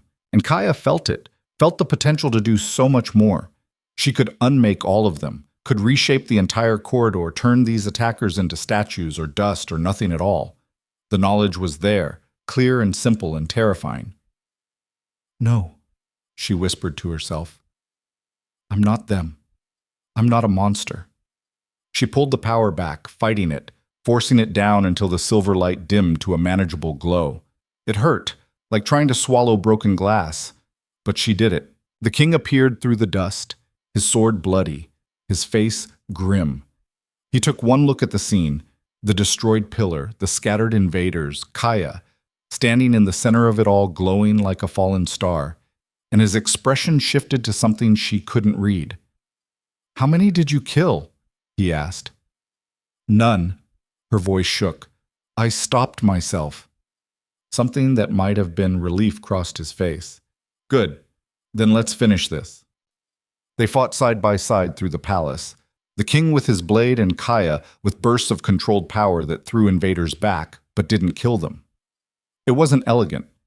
She had no training, no finesse, but she was learning with each desperate moment, learning to shape the power into pushes instead of explosions, into shields instead of destruction. By the time palace reinforcements arrived and the last of the invaders were subdued, Kaya was exhausted. The silver light had faded almost completely, leaving her feeling hollow and wrung out. They found Counselor Reeve in the throne room, barricaded behind the reinforced doors with several other council members. When they emerged and saw Kaya alive, Reeve's expression was complicated. "She survived," the counselor said, and Kaya couldn't tell if that was relief or disappointment in her voice. "She did more than survive," the king said coldly. "She helped defend the palace. While you were hiding," Reeve's face flushed. "We were following protocol. You were saving your own skin." He turned to his guards. "I want every prisoner questioned. Find out who organized this, who funded it, and who gave them access to palace entry points." "Your Majesty," one of the guards said hesitantly, "we found something on several of the bodies, a manifesto of sorts." He held out a crumpled paper. The king took it and read, his expression darkening with each line. Then he handed it to Kaya. The document was crude but clear. The abomination that calls itself primordial must be eliminated. She is a threat to all wolf kind, a return to the dark days when our ancestors lived in fear. The king protects her out of foolish curiosity, but we will not stand idle while he invites our extinction. Join us. Rise up. Kill the monster before she kills us all. It was signed with dozens of names, some she didn't recognize. But there, near the bottom, in handwriting she'd seen on tribute forms her entire life, was her father's name. Deacon Thornridge. The paper slipped from her fingers. Her father. The man who'd sold her to save himself had now signed a document calling for her death, had possibly even helped organize this attack. Kaya. The king's voice seemed to come from very far away. She looked up at him, and she must have looked as broken as she felt because his expression shifted to something almost gentle. It doesn't matter, she said numbly. He made his choice a long time ago. We'll deal with the conspirators, the king said. All of them. But first, a guard ran in, breathing hard. Your Majesty, there's been an incident in the Northern Crescent Territory. Reports are coming in of a pack wiped out. Every member killed, their settlement burned to the ground. Kaya's heart stopped. Which pack? The guard's face was grim. Thornridge Pack, Your Majesty. The world tilted. Kaya heard someone making a sound like a wounded animal and realized distantly it was her mother, Finn. Everyone she'd ever known, everyone from her childhood, gone. Murdered. When? The king demanded. Last night, approximately the same time as the attack here. Coordinated, Your Majesty. They were sending a message. Kaya couldn't breathe, couldn't think. The silver light beneath her skin was flickering erratically, responding to emotions she couldn't control. They did this because of me, she whispered.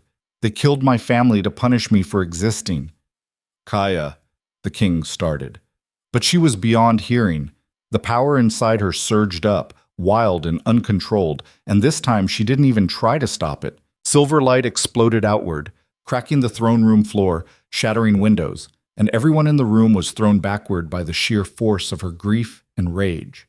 And in that moment, standing in the ruins with her family's blood on the hands of people who feared what she might become, Kaya Thornridge made a decision. She would give them something to fear. The king was the first to recover. He pulled himself up from where the blast had thrown him, blood trickling from a cut above his eye, and approached Kaya with the kind of caution you'd use with a cornered predator. Around them, the throne room looked like a battlefield, cracked floor, shattered windows, council members groaning as they struggled to their feet. Kaya, his voice was low, careful. I need you to breathe. She couldn't. Her chest felt like it was caving in, crushed under the weight of what she'd just learned. Finn, her mother, gone, murdered because she'd dared to survive. The silver light pulsed beneath her skin, wild and erratic, responding to the grief that was trying to tear her apart from the inside. They killed them, she said, her voice breaking. They killed my family because of what I am. I know. The king took another step closer. And we will make them pay. But first you need to make them pay. The words came out sharp, cutting. How? By arresting them? Putting them on trial? They slaughtered an entire pack and you want to follow procedure? I want to prevent you from doing something you'll regret. He was close enough now that she could see the concern in his dark eyes, real and unguarded. You're on the edge right now. If you let go completely, if you unleash everything you're feeling, people will die. Innocent people.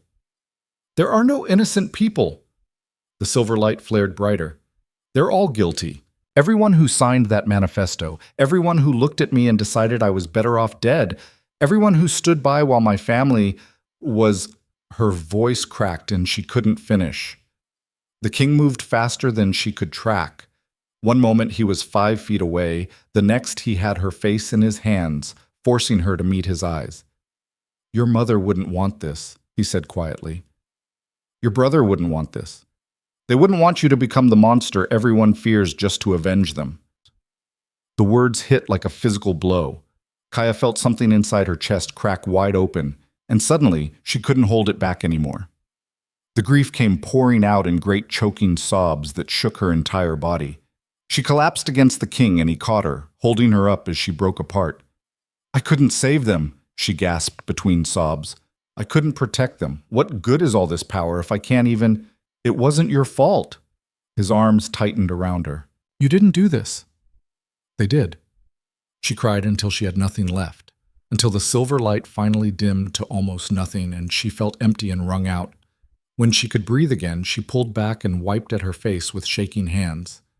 "I'm sorry," she managed. "I shouldn't have. Don't apologize for grieving." The king released her but stayed close, ready to catch her if she fell. "But we need to channel this into something useful.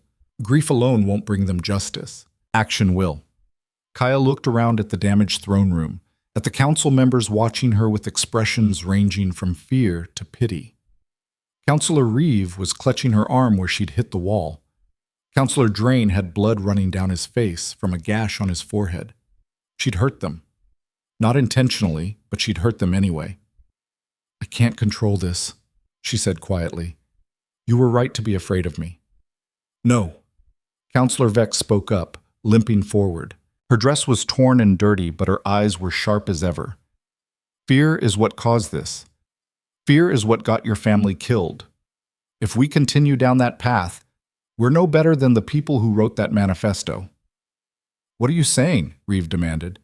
"That we should just accept that she's a walking catastrophe?" "I'm saying we should help her learn control before more people die." Vex turned to the king. "Your Majesty, I formally request that we implement the old protocols." The king's expression went very still. "You want to bind her?" "Not bind. Train, the way the first alphas trained when they were learning to control their shifts." Vex looked at Kaya directly. "There are techniques, old ones, that teach control through understanding rather than suppression. They're difficult and dangerous, but they work." "They also require complete trust between teacher and student," the king said, "and weeks of intensive work." "Then we start now." Vex's tone left no room for argument. "Because the alternative is watching her destroy herself trying to contain something she doesn't understand." Kaya wanted to argue, wanted to say she could figure it out on her own, but the truth was she couldn't. She'd proven that twice now. Without help, without guidance, she was just a bomb waiting to go off. "What would the training involve?" she asked. "Pain," Vex said bluntly. "Physical, emotional, and mental. We'd push you to your absolute limits repeatedly until you learn to maintain control even under extreme stress. It's not pleasant, but it's effective. And if I fail, then we implement stronger containment measures." The king's voice was hard. "But I don't think you'll fail." Kaya looked at him, searching his face for any sign of doubt or fear. She found only certainty. "Why do you have so much faith in me?" she asked. "Because you're still asking permission instead of just taking what you want." He gestured at the room, at the damage, at the power she'd barely contained. "You could have killed us all just now. You didn't. That matters." It did matter. Even in her grief and rage, some part of her had pulled back from the edge, had chosen not to destroy. Maybe that was enough to build on. "Okay," she said. "I'll do the training." "Good." Vex nodded sharply. "We start tomorrow at dawn. Councillor Reeve, despite your feelings, I'll need your assistance. You're the most skilled combat instructor we have." Reeve looked like she wanted to refuse, but after a long moment, she gave a stiff nod. "Fine, but if she loses control and tries to kill me, I'm defending myself." "Fair enough," Kaya said. She meant it. If she lost control, she'd rather die than hurt someone else. The king addressed the room. "The rest of you have your assignments. Find everyone involved in the conspiracy. Find who orchestrated the attack on Thornridge Pack and bring them to me alive." His eyes flashed gold. "I want them to face justice for what they've done." The council members dispersed, some limping, all of them casting wary glances at Kaya as they left. Soon it was just her, the king, and Councillor Vex in the ruined throne room. "There's something else you should know," Vex said quietly. "We've been analyzing the attack patterns from last night. The timing, the coordination. This wasn't just a mob of frightened citizens. This was military precision." "You think someone in the palace is involved?" Kaya said. "I think someone with access to our defensive schedules and patrol routes. gave the insurgents exactly what they needed to breach our walls. Vex's expression was grim. Which means we have a traitor, possibly more than one. The king's jaw clenched. Narrow down the suspects. Anyone who had access to that information in the past week. Cross-reference with the names on the manifesto. Already doing it, Your Majesty. Vex bowed slightly and left, moving faster than her injuries should have allowed. Alone with the king, Kaya felt the weight of everything that had happened crash down on her. Her family was gone. Her home was destroyed. And she was standing in a palace full of people who wanted her dead, protected only by a king she barely knew and power she couldn't control. "I should have stayed home," she said quietly. "If I'd refused to come here, if I'd found another way to settle the debt, they'd still be alive." No. The king moved to stand in front of her. They'd have found another reason to kill them. People who operate on fear don't need logic. Your family died because someone wanted to send a message that anyone associated with you is a target. It's meant to isolate you, to make you believe you're alone. I am alone. You're not. He said it with such conviction that she almost believed him. You have me. You have Counselor Vex, whether she admits it or not. And once you prove yourself, you'll have others. People who see past the fear to what you actually are. And what am I? He considered the question seriously. Someone stronger than anyone gives you credit for, including yourself. Before she could respond, a guard appeared in the doorway. Your Majesty, the prisoners are ready for interrogation. The king's expression hardened. Take Miss Thornridge to her quarters. She needs rest. No. Kaya straightened, forcing steel into her spine. I'm coming with you. If they're going to answer for what they did to my family, I deserve to hear it. Kaya, please. She met his eyes directly. I need this. He studied her for a long moment, then nodded. Stay behind me, and if I tell you to leave, you leave. Understood? Understood. They descended into the palace dungeons, a network of cells carved into the bedrock beneath the throne room. The air was cold and damp, smelling of old stone and fear. Guards stood at attention as they passed, their faces carefully blank. The prisoners were being held in separate cells. The king stopped at the first one, where a man in his 30s sat chained to the wall. His face was bruised and his clothes were torn, but his eyes held only defiance. Name, the king commanded. The man spat on the floor. You can torture me all you want. I won't tell you anything that helps that abomination. I don't need to torture you. The king's voice was cold. I just need you to understand the consequences of your choices. You participated in an attack on the royal palace. You helped murder an entire pack. Those are capital offenses. Worth it if it stopped her. The man's eyes found Kaya standing behind the king. You're a plague. A return to the dark times. We did what had to be done. Who organized it? The king asked. Who gave the orders? Go to hell. The king turned to the guard. Next cell. They moved down the line, interrogating prisoner after prisoner. Most refused to talk. A few cursed at Kaya. One woman tried to lunge at her through the bars before the guards restrained her. It was brutal and exhausting, and Kaya felt each insult, each look of hatred, like a physical blow.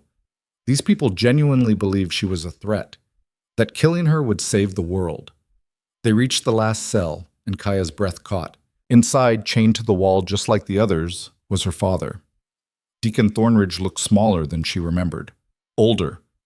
His face was haggard and his hand shook, but when he saw her, something that might have been shame flickered across his features. Kaya, he said hoarsely, you're alive. No thanks to you. Her voice was steadier than she felt. You signed that manifesto. You called for my death. I had to. His voice broke. After you left, they came asking questions, saying we'd harbored an abomination, saying the whole pack was tainted. I thought if I joined them, if I proved we weren't loyal to you, they'd leave us alone. But they didn't. The words came out flat. They killed everyone anyway. Her father's face crumpled. I didn't know. I swear I didn't know they'd go that far. I thought they just wanted you gone, not... He couldn't finish. Your wife is dead, the king said coldly. Your son is dead. Your entire pack is gone, and you helped make it happen. I was trying to protect them. You were trying to save yourself. Kaya felt numb saying it. Just like you did when you sold me.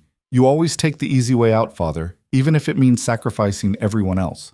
Kaya, please, don't. She turned away, unable to look at him anymore. I have nothing to say to you. Wait! Her father strained against his chains. There's something you need to know about your mother, about your bloodline. Kaya stopped. Before she married me, your mother was from a different pack, an old one up in the northern reaches. She never talked about it much, but I found letters once. Her family had been different, special. They called themselves keepers. Keepers of what? The king demanded. Old knowledge, old magic. They were the ones who recorded the primordial histories before the wars. Her father's words came faster now, desperate. Your mother's grandmother was one of the last people alive who remembered the primordials as something other than monsters. She used to tell stories about them, about how they built cities that floated in the air, how they could heal diseases no one else could touch, how they tried to share their gifts with the world before fear turned everyone against them. Kaya's heart was pounding. Why didn't Mother ever tell me? Because by the time she married me, her entire pack had been killed for keeping those records. The wolf clans destroyed anything that painted the primordials in a positive light. She was the only survivor, and she spent her whole life hiding what she knew. Her father's voice dropped to a whisper. She used to say you reminded her of her grandmother, said you had the same eyes, the same stubborn will. I think she knew what you might become. I think she was preparing you for it in her own way. The revelation hit Kaya like a punch to the chest. All those stories her mother used to tell her at bedtime, about people who could reshape the world, about magic that came from understanding rather than domination, about the importance of choosing kindness even when the world was cruel. They hadn't just been fairy tales, they'd been lessons, warnings, hope. Where are these records now? The king asked sharply. Hidden. Your mother made me promise to keep them safe. Her father looked at Kaya directly. They're in the old root cellar at the estate, behind a false wall. If you want to know what you really are, what you could be, they're there. The king turned to a guard. Send a team to retrieve them, now. As they left the dungeons, Kaya's mind reeled. Everything she thought she knew about her family, about herself, had been a lie, or at least an incomplete truth. Her mother hadn't just tolerated her differences. She'd understood them, had known what Kaya might become, and had tried to prepare her. And now she was gone, taking all that knowledge with her.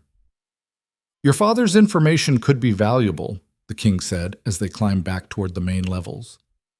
If there are records of primordial society, of how they actually lived and used their abilities, it could change everything. It won't bring my family back. No, but it might help you understand why they died protecting those secrets. He stopped and turned to face her. Your mother kept those records hidden for years, at great personal risk. She obviously thought they were important enough to die for. She died because people are afraid of what they don't understand. Then we make them understand. The king's eyes blazed with sudden intensity. We find these records. We learn the truth about the primordials, not the propaganda version, but the real history. And we use that knowledge to show people that you're not a threat, that you're something else entirely. Kaya wanted to believe him, wanted to think that truth and understanding could overcome centuries of fear and hatred. But she'd seen the looks on the prisoners' faces, had heard the venom in their voices. Some people didn't want to understand. They just wanted her gone. Still, what other option did she have? When do we start the training? She asked. Dawn. But tonight, you rest. He gestured to a nearby servant. Escort Miss Thornridge to her quarters. Make sure she has everything she needs. As Kaya followed the servant back to the North Tower, exhaustion finally caught up with her. Her shoulder ached where the assassin's blade had cut her. Her head throbbed from crying. Her entire body felt like it had been wrung out and hung up to dry. But underneath the exhaustion, something else was growing. Not hope, exactly. Not yet, but determination, purpose. Her family was gone. Her home was destroyed. The man who should have protected her had betrayed her instead. But she was still here, still alive, still dangerous. And she was done being anyone's victim. If the world wanted to fear her, fine, she'd give them a reason, but on her terms, in her way, with her own sense of justice. Starting tomorrow, she would learn to control the power that terrified everyone, would master it so completely that no one could ever use fear as an excuse to hurt people she cared about again. And when she was ready, when she had the control and the knowledge and the strength, she would find everyone responsible for her family's deaths and make them answer for it.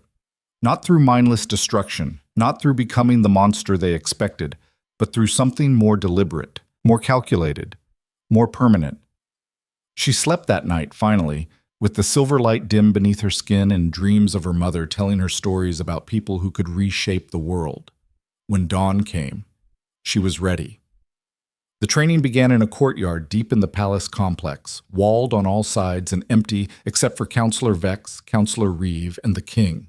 No guards, no observers, no one who could get hurt if things went wrong. Vex stood in the center, dressed in practical training clothes, her silver hair pulled back severely. The first rule of control is understanding what you're controlling. Most shifters learn their wolves gradually, first the instincts, then partial transformations, then full shifts.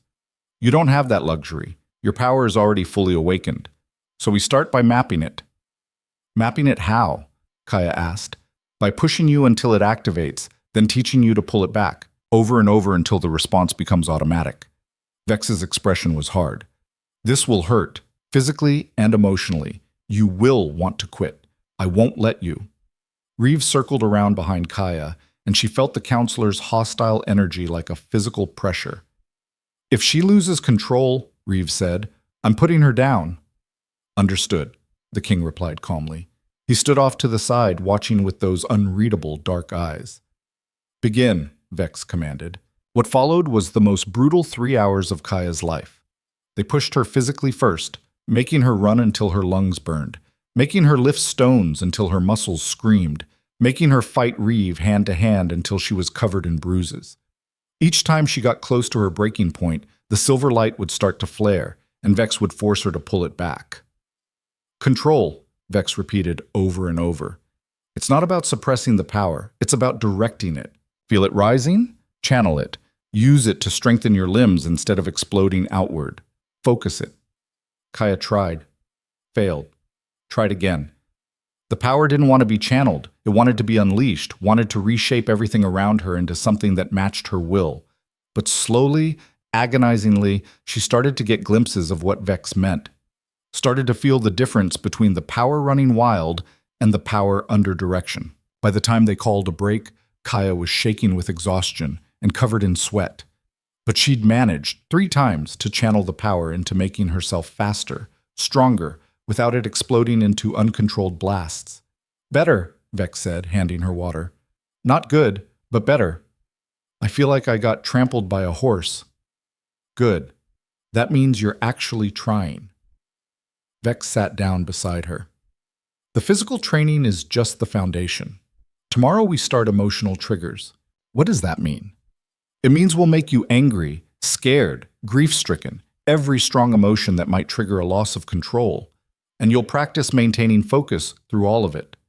Vex's expression softened slightly. It's going to be worse than today, but it's necessary. Kaya nodded, too tired to do anything else. The king approached, and Vex excused herself to confer with Reeve. He sat down beside Kaya, close enough that their shoulders almost touched. You did well, he said quietly. I failed more than I succeeded. You succeeded 3 times. Yesterday you would have succeeded 0 times. That's progress. He was quiet for a moment. The records from your mother's estate arrived an hour ago. Counselor Vex is reviewing them now. If you want to read them, not yet. Kaya stared at her hands, at the silver light pulsing faintly beneath the skin. I need to be able to control this first. Otherwise, I'll just prove everyone right about primordials being too dangerous. That's wise. He stood and offered her a hand. Come on, you need proper food and rest before tomorrow. She let him pull her to her feet, and they walked back toward the palace together. As they passed through the corridors, Kaya noticed something different. The servants who'd looked at her with fear before now watched with something closer to curiosity. Word must have spread about the training, about her trying to learn control instead of just being locked away. It wasn't acceptance, not yet, but it was a start. Over the next 3 weeks, the training intensified. Vex pushed her harder each day, finding new ways to trigger her power and force her to maintain control. They brought in wolves from the palace guard and made them shift in front of her, testing whether the presence of other shifters would destabilize her abilities. They made her practice while sleep-deprived, while injured, while emotionally compromised. And slowly, painfully, Kaya learned. She learned to channel the power into specific effects, strengthening her body, creating shields of solidified air, even manipulating small objects without touching them. She learned to recognize the feeling of the power rising and to intercept it before it could explode outward. She learned to maintain focus even when Reeve was literally trying to kill her in sparring matches. The breakthrough came on the 23rd day. They were in the training courtyard, and Vex had orchestrated the worst trigger yet. She'd brought in Maven Coldbrook, the mate who'd rejected Kaya publicly, and forced them into the same space. Maven looked uncomfortable, his eyes darting between Kaya and the exits. "I don't understand why I'm here." "Because you're a coward who hurt her," Vex said bluntly. "And we need to know if she can maintain control even in the presence of someone who represents her deepest humiliation." Kaya felt the power surge up immediately, responding to the spike of anger and shame, an old, festering hurt. The silver light blazed beneath her skin, but this time she didn't fight it. She let it rise, acknowledged it, and then, carefully, deliberately, she directed it. The light flowed down her arms and into her hands, where it coalesced into a solid sphere of pure energy. Not explosive, not destructive, just contained power, held in perfect balance. Vex's eyes went wide. "Kaya, you're doing it." "I know." She could feel the difference. The power wasn't controlling her anymore. She was controlling it. "What do I do with it?" "Whatever you want. It's yours now." Yours. Kaya looked at Maven, at the man who'd called her an unfortunate burden in front of everyone she knew. She could hurt him with this power, could unmake him, could do any number of terrible things. Instead, she closed her hands and let the sphere of energy dissipate harmlessly into the air. "I don't need to hurt you," she told Maven. "You're not worth it." She turned and walked away, leaving him standing there looking confused and small. Behind her, she heard Vex say, "She's ready."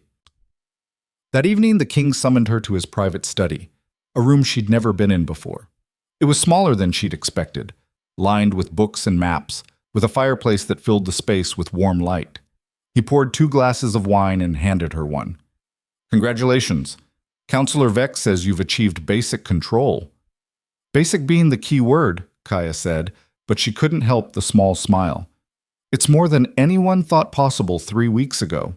He gestured for her to sit. "Which brings us to the next phase." "There's a next phase?" "There's always a next phase." He settled into the chair across from her. "The records your mother kept. Counselor Vex has been studying them. What she found is significant." Kaya set down her wine glass. "How significant?" "The primordials weren't monsters, at least not originally." The king leaned forward, his expression intense. "According to these records, they were teachers, healers, builders. They used their abilities to help communities thrive. The problem started when some of them, a faction called the Reshapists, decided that humanity was too flawed and needed to be forcibly evolved. Let me guess. That's when everything went wrong. Catastrophically wrong. The Reshapists started experimenting on people without consent, reshaping them into what they considered better forms. When other primordials objected, civil war broke out. And in the chaos, the Wolf Clan saw an opportunity to eliminate a threat they'd always feared. He sat back. The wolves didn't wipe out the primordials because they were inherently evil. They did it because they were terrified of what the Reshapists had become, and they didn't distinguish between the monsters and the ones trying to stop them. Kaya absorbed this. So my ancestors were the good guys who got punished for someone else's crimes. Essentially, yes. And your mother's family spent generations preserving that truth, hoping someday it would matter. The king's eyes locked onto hers. Now it does. You have a chance to show people what primordials were supposed to be, not destroyers, but protectors. How? By using your power to help instead of harm, by proving that control and compassion are possible even with abilities that terrify people. He paused. There are territories in this kingdom that are suffering, plagues the healers can't cure, disasters our resources can't fix. If you could use your abilities to solve those problems, people would see me differently. Kaya finished. More than that, they'd see the truth about what you represent. Not a return to the dark times, but a chance at something better. It was ambitious, maybe impossible, but Kaya found herself nodding anyway. Where do we start? The king smiled, and it transformed his entire face. Tomorrow, we go to Blackwater Valley. There's a plague there that's killed hundreds. The healers are stumped. But according to these records, primordials could manipulate biological systems at the molecular level. If you can learn to do that, I could cure them. You could save them, and in doing so, save yourself from the fear that's been killing your people for 3,000 years.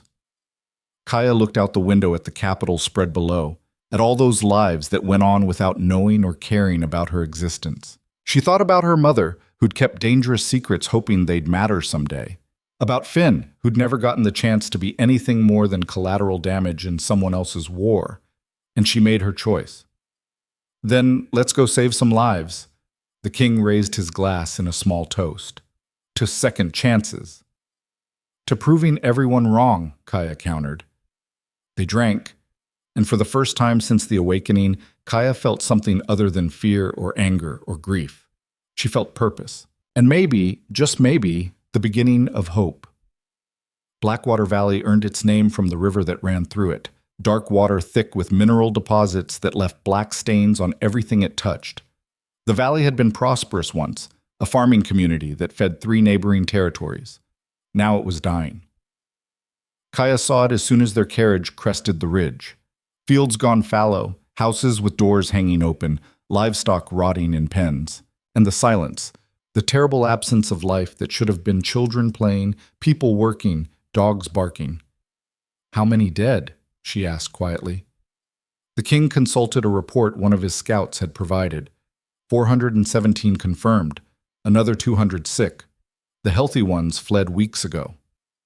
What are the symptoms? Fever that won't break, black veins spreading from the heart. Eventually, total organ failure. He looked at her directly. Sound familiar?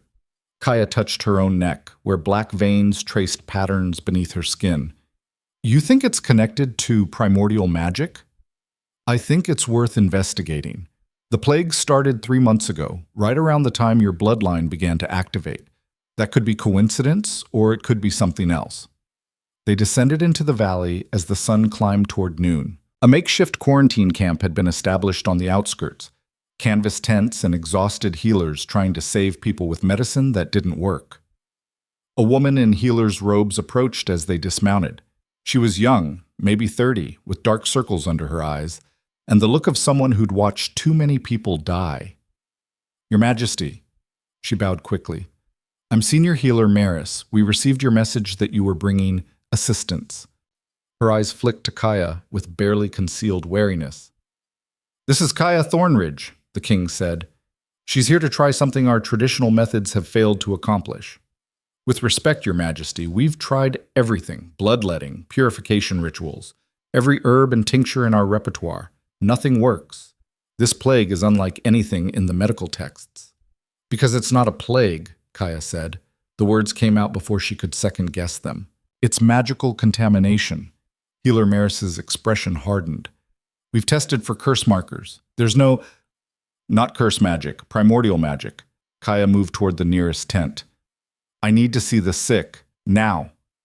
The king nodded to Maris, who led them inside with obvious reluctance. The tent smelled like death and desperation.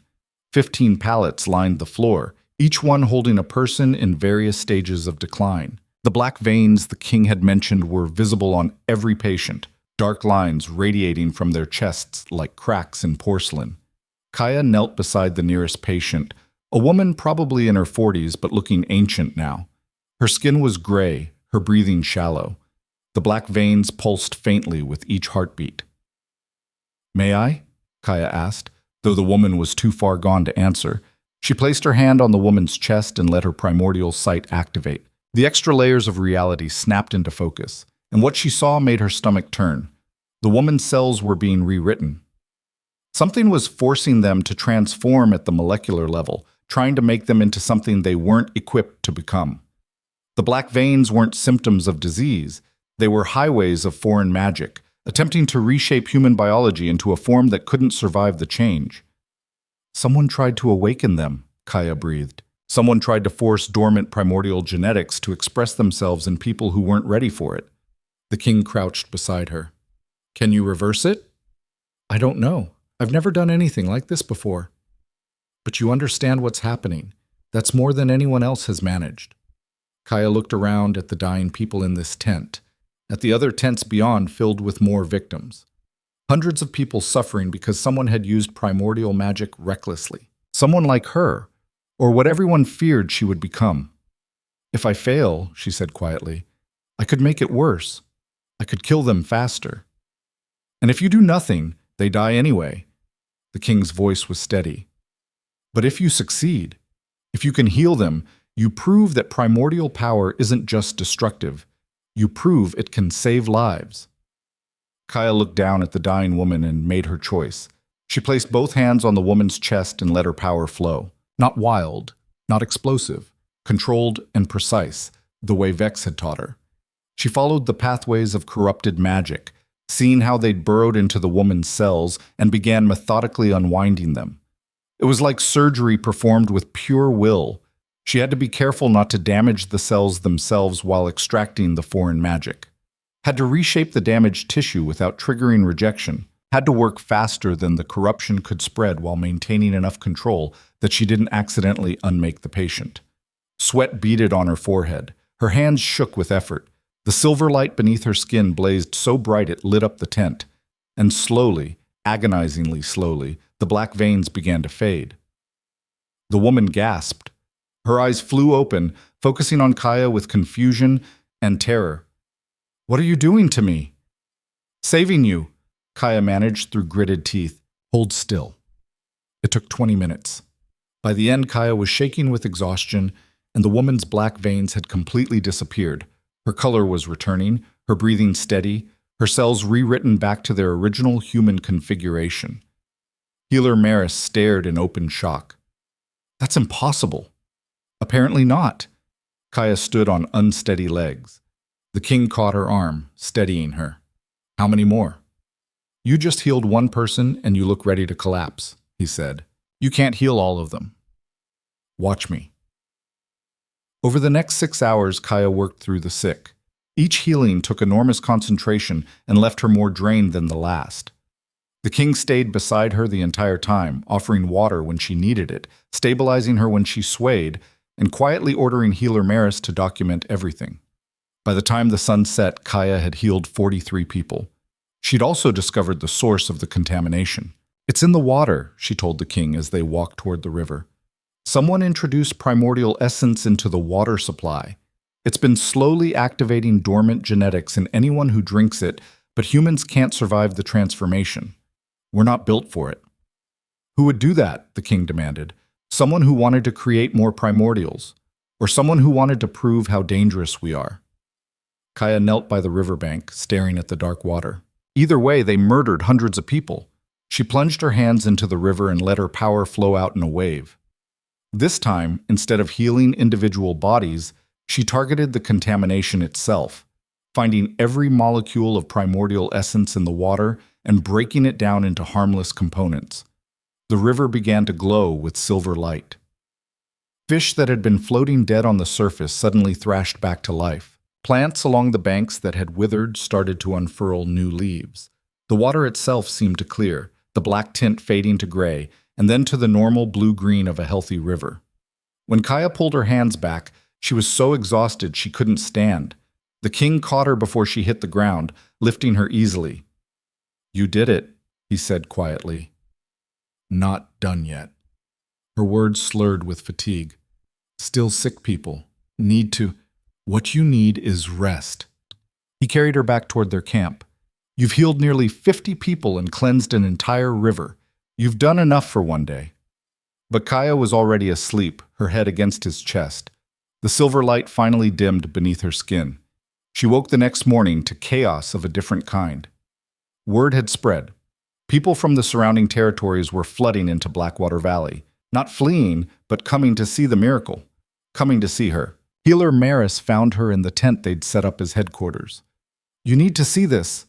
Kaya followed her outside and stopped dead. Hundreds of people lined the road into the valley. Some were sick, hoping to be healed. Others were simply curious. And some held signs, crude ones painted with messages like "Thank you" and "The primordial saved us," and "Not a monster." "They've been arriving since dawn," Maris said. Her earlier wariness had been replaced by something closer to awe. "News traveled fast. The woman you healed first, she's been telling everyone what you did, what you are." "What I am," Kaya repeated numbly. "A healer." Maris met her eyes directly. "I spent years studying medicine. I've seen hundreds of cases, tried thousands of treatments. What you did yesterday, extracting magic at the cellular level, rewriting corrupted tissue, that's beyond anything our science can accomplish. You didn't just save those people, you did the impossible." The king appeared beside them, already dressed and alert despite the early hour. "We have a problem." "Just one?" Kaya asked. "The council wants you back at the palace immediately. They've heard about what happened here, and they're calling an emergency session." "Let me guess. They think I'm too dangerous and want me locked up." "Some of them, yes. But others are starting to see possibility instead of threat." He gestured at the crowd. "Public opinion is shifting, Kaya, but that makes you even more of a political target. The people who wanted you dead still exist. They're just more desperate now." Kaya looked at the crowd, at the faces watching her with hope instead of fear. She thought about the 43 people she'd healed yesterday, about the river now running clean, about her mother's records that had preserved the truth for generations. "Then we go back," she said, "and we finish this." The return journey took 2 days. They traveled slowly, stopping at 3 more plague sites along the way. Each time, Kaya healed whoever she could and cleansed the water sources.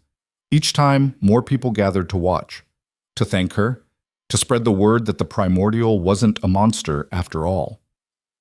By the time they reached the capital, the story had grown beyond anything Kaya could have predicted. Crowds lined the streets as their carriage passed, not hostile, curious, hopeful. Some even cheered.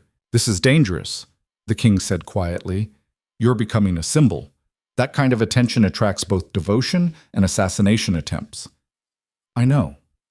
Kaya watched the faces blur past outside the window. "But I can't stop now. Too many people are counting on me to prove that primordials can be trusted. Just remember, you're still one person. You can't save everyone, and trying to will destroy you." She knew he was right, could already feel the exhaustion pulling at her bones, the constant drain of using her power day after day. But what choice did she have? Stop now, and all her work would be for nothing. Keep going, and maybe, just maybe, she could change the world. The palace felt different when they arrived. Guards saluted with what looked like genuine respect instead of fear. Servants met her eyes instead of looking away. Even the air felt less oppressive. But the council chamber, when they entered it for the emergency session, was still a battlefield. All 7 council members were present, along with representatives from a dozen noble houses. The tension was thick enough to choke on.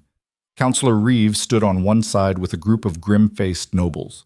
Councillor Vex stood opposite with a smaller but more diverse coalition. "The emergency session will come to order," Councillor Vex announced. "We're here to discuss the status of Kaya Thornridge and the implications of recent events in Blackwater Valley." "Recent events?" Councillor Reeves' voice dripped with disdain. "You mean the public spectacle where she paraded her power around like a trained animal? That's what we're calling it?" "I'd call it saving 600 lives," Vex shot back. "But I suppose you'd prefer they all died to avoid challenging your worldview." "My worldview is based on 3,000 years of history. The primordials were destroyed," Kaya interrupted. She stepped forward into the center circle, the same spot where she'd undergone the awakening ritual. "And maybe that was justified, given what some of them did. But I'm not them. I didn't reshape people without consent. I didn't experiment on unwilling subjects. I healed sick children and cleaned poisoned water. If that makes me a monster, then fine. But you'll have to explain that to the families I saved." Boop, the chamber fell silent. "The people love her," one of the nobles said quietly. "I've received 50 letters in the past 2 days from constituents asking why we ever tried to kill her in the first place." "Public opinion is fickle," Reeve argued. "Give it time. One mistake, one loss of control, and they'll remember why primordials are feared. Then we make sure she doesn't lose control. The king's voice cut through the debate. Kaya has proven she can master her abilities. She's proven she has the temperament to use them responsibly. The question before this council is not whether she's dangerous. Everything powerful is dangerous. The question is whether we're going to recognize her as an asset or continue treating her as a threat. You're asking us to legitimize something that shouldn't exist, Reeves said. I'm asking you to evolve beyond fear. The king's eyes flashed gold. The world is changing. New threats are emerging. Plagues our healers can't cure. Disasters our resources can't handle. Problems that require unconventional solutions. Kaya represents a tool we thought we'd lost forever. I propose we use it. Use her, you mean? Counselor Drain spoke up for the first time. Like a weapon. Like a person with unique abilities, Vex corrected. There's a difference. We give her official status, resources, protection. In exchange, she continues to help where traditional methods fail. It's a partnership, not slavery. And if she refuses, Reeve demanded. All eyes turned to Kaya. She thought about her family. Murdered because people were afraid. About her mother who'd kept dangerous secrets hoping they'd matter someday. About the 600 people in Blackwater Valley who'd be dead if she'd refused to try. I don't refuse, she said quietly. But I have conditions. The king raised an eyebrow. Go on. First, I want every person who participated in the attack on Thornridge Pack tried and sentenced publicly. No quiet executions, no deals. They face justice where everyone can see it. Agreed, the king said immediately. Second, I want access to all the primordial records the crown possesses. Not just my mother's collection. Everything. If I'm going to represent what primordials can be, I need to understand what they were. That's acceptable, Vex said. Third, Kaya took a breath. I want the right to refuse assignments. I'll help where I can, but I won't be ordered around like a tool. I'm a person, and I want that recognized officially. The chamber erupted in argument. Some nobles supported her. Others called her presumptuous. Reeve looked like she wanted to strangle someone. The king held up a hand for silence. Your conditions are reasonable.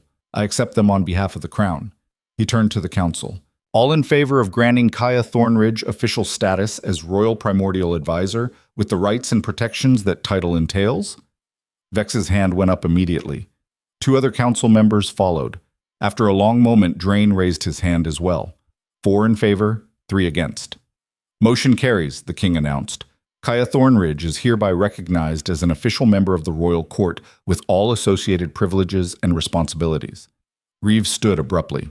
This is a mistake we'll regret for generations. Perhaps, the king said. Or perhaps it's the beginning of something better. Time will tell. As the session dissolved, Kaya felt the weight of what had just happened settle over her.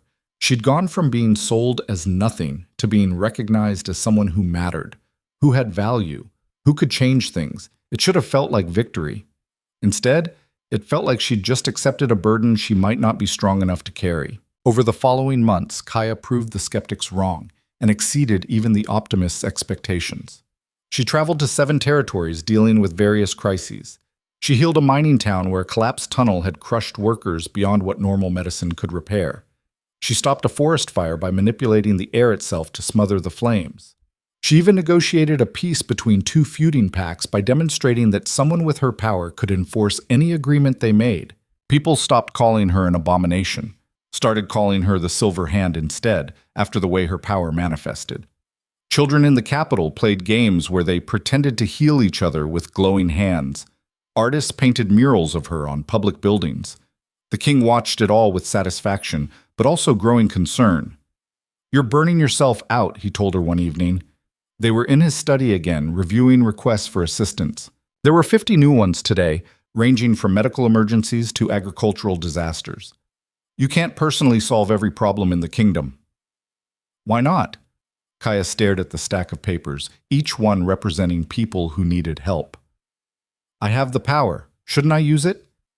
Power isn't infinite, Kaya. Even yours. He moved around the desk to stand in front of her. You've healed hundreds of people in the past 4 months. You've solved crises that would have taken years to resolve through conventional means. But you look exhausted. When was the last time you slept more than 4 hours? She couldn't remember. This isn't sustainable, the king continued. And more importantly, this isn't healthy. You're trying to save everyone because you couldn't save your family. But their deaths weren't your fault, and you can't atone for them by working yourself to death.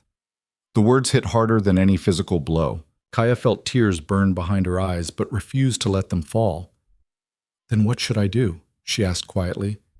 Just stop? Let people suffer when I could help them?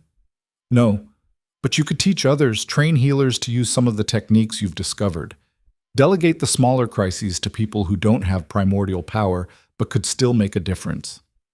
He took her hands, and she noticed how warm his were compared to her cold fingers.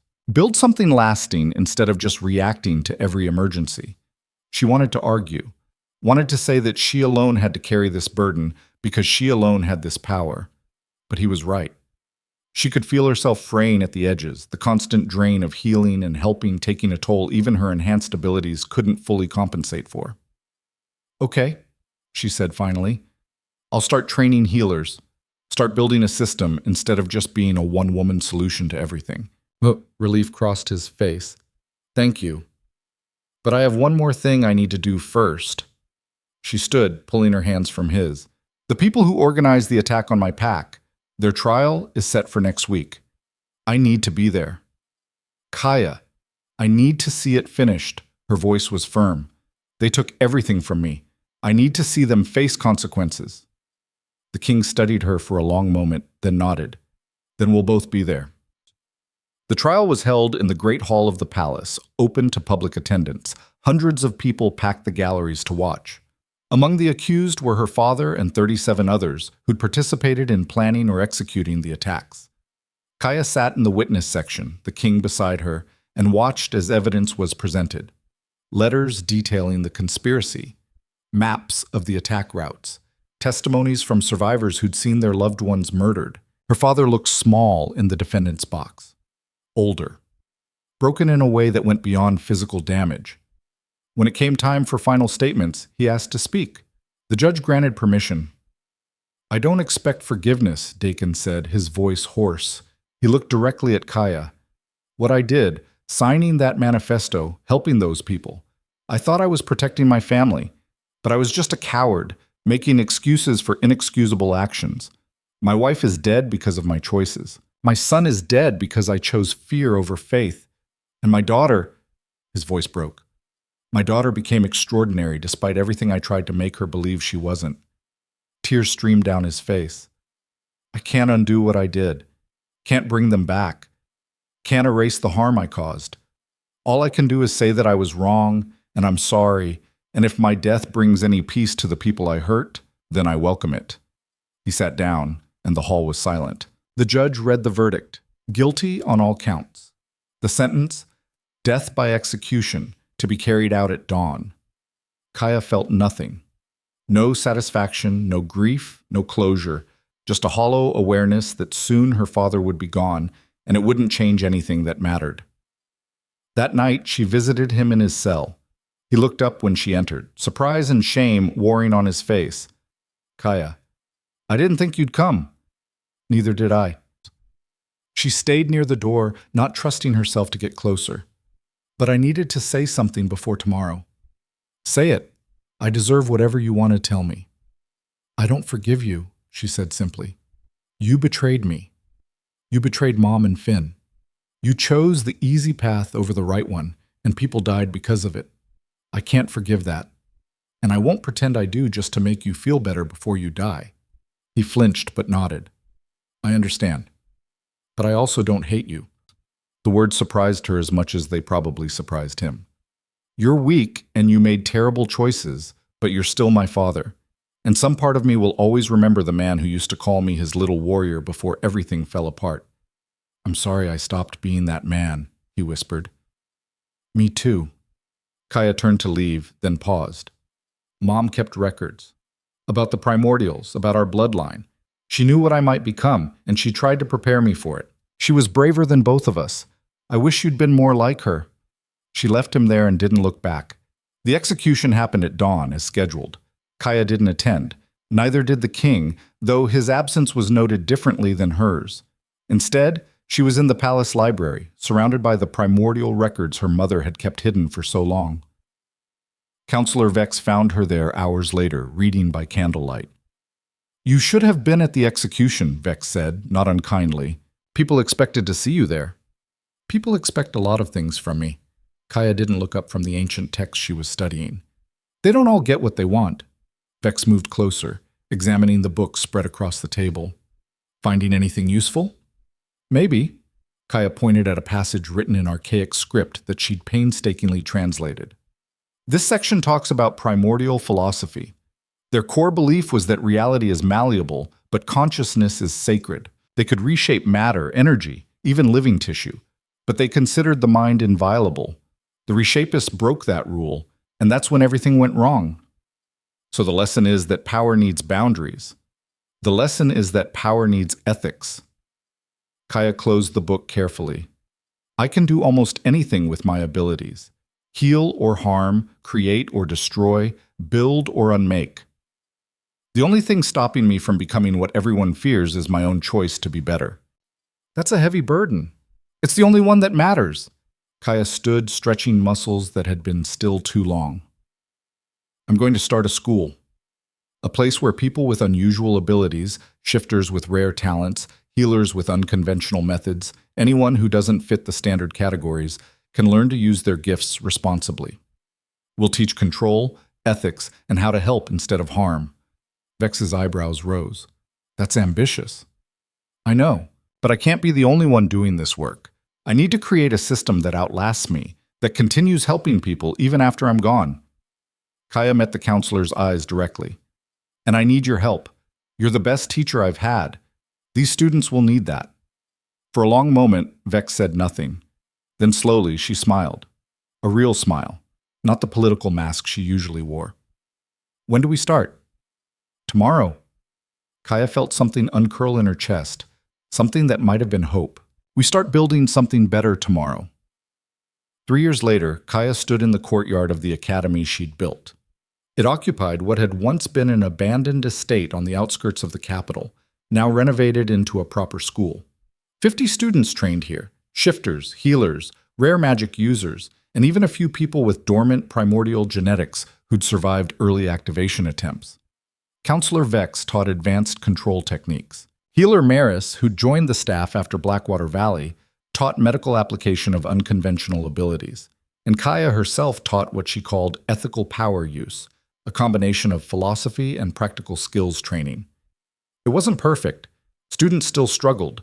Some couldn't master their abilities and had to leave.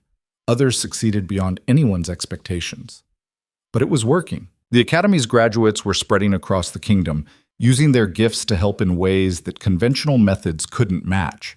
The king visited often, offering support and occasionally arbitrating disputes between the Academy and more traditional institutions. He and Kaya had grown close over the years, a friendship built on mutual respect and shared purpose. Today, he'd brought news. "The northern reaches are petitioning for your help," he said, handing her a formal letter. "Apparently there's a situation involving corrupted ley lines that's affecting entire settlements. They specifically requested the Silver Hand." Kaya read the letter and smiled. "Tell them I'll send my 3 best students. They're ready for field work, and this sounds like an excellent learning opportunity." "You're not going yourself?" "I don't need to. That's the whole point." She gestured at the courtyard where students practiced manipulating various elements under instructor supervision. "I built this place so that I could stop being the only solution. These people are capable. They just need the chance to prove it." The king followed her gaze, watching a young woman reshape a block of stone into an intricate sculpture while her partner maintained a containment field around the work area. "You've built something remarkable here." "We've built something remarkable," Kaya corrected. "You, Vex, Maris, every instructor and supporter who believed this was possible. I just started it." They walked through the gardens, another addition to the grounds, where students learned to use their abilities to promote growth rather than destruction. Flowers bloomed in impossible colors. Trees bore fruit out of season. The air itself seemed healthier here. "Do you still think about them?" the king asked quietly. "Your family?" "Every day." Kaya touched a blossom that pulsed with faint silver light where her fingers brushed it. But the grief doesn't consume me anymore. I've learned to carry it without letting it define me. Your mother would be proud. What you've become, what you've built, it honors her memory better than any monument could. I hope so. She turned to face him. Thank you for believing in me when everyone else saw a threat. For giving me the chance to prove what primordials could be instead of just accepting what history said we were. You proved it yourself. His expression softened. I just made sure you survived long enough to do it. They stood together in the garden, watching the sun set over the academy and the capital beyond. Kaya thought about the girl who'd been sold to settle a debt, who'd been told she was worthless, who'd nearly died in a ritual that was supposed to break her. That girl was gone. In her place stood someone stronger, wiser, still imperfect, still learning, still making mistakes, but undeniably powerful in ways that went beyond magic. She'd become exactly what the world needed her to be. Not despite what she'd suffered, but because of it. Because she'd chosen to transform pain into purpose, to turn grief into growth, to make sure her family's deaths meant something. A student approached, one of the youngest, barely 14. Master Kaya, there's a message from Ironhold. They're requesting assistance with a collapsed mine. Should I send someone? Who do you think should go? Kaya asked. The student considered. Marcus and Elena. Marcus can stabilize the structure, and Elena can heal any injured miners. Good thinking. Tell them to prepare for deployment tomorrow morning. She smiled at the girl.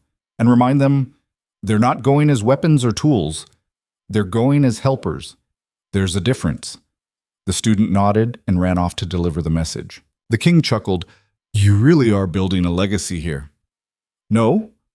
Kaya watched the students move through the courtyard, each one unique, each one capable, each one proof that power and compassion could coexist. I'm building a future, one where people like me aren't feared or hunted but valued for what we can contribute. One where being different isn't a death sentence, but an opportunity. She thought about the manifesto that had called for her death, about the frightened people who'd signed it believing they were protecting the world, about how fear had nearly destroyed everything before it could begin. And she thought about the woman in Blackwater Valley who'd looked at her with hope instead of terror, about the children who played silver hand in the streets, about every person her students would help, every crisis they'd solve, every life they'd save. Fear had tried to erase the primordials from history. But here, in this academy, in these students, in the future she was building one day at a time, the primordials were being rewritten, not as monsters, not as threats, but as exactly what they'd always been meant to be. People with extraordinary abilities who chose to use them for good. And if that wasn't worth everything she'd endured, the pain, the loss, the grief, the struggle, then nothing was. Kaya Thornridge had been sold as nothing, had been called worthless, broken, an abomination, but she'd become the force that changed the world. And she was just getting started.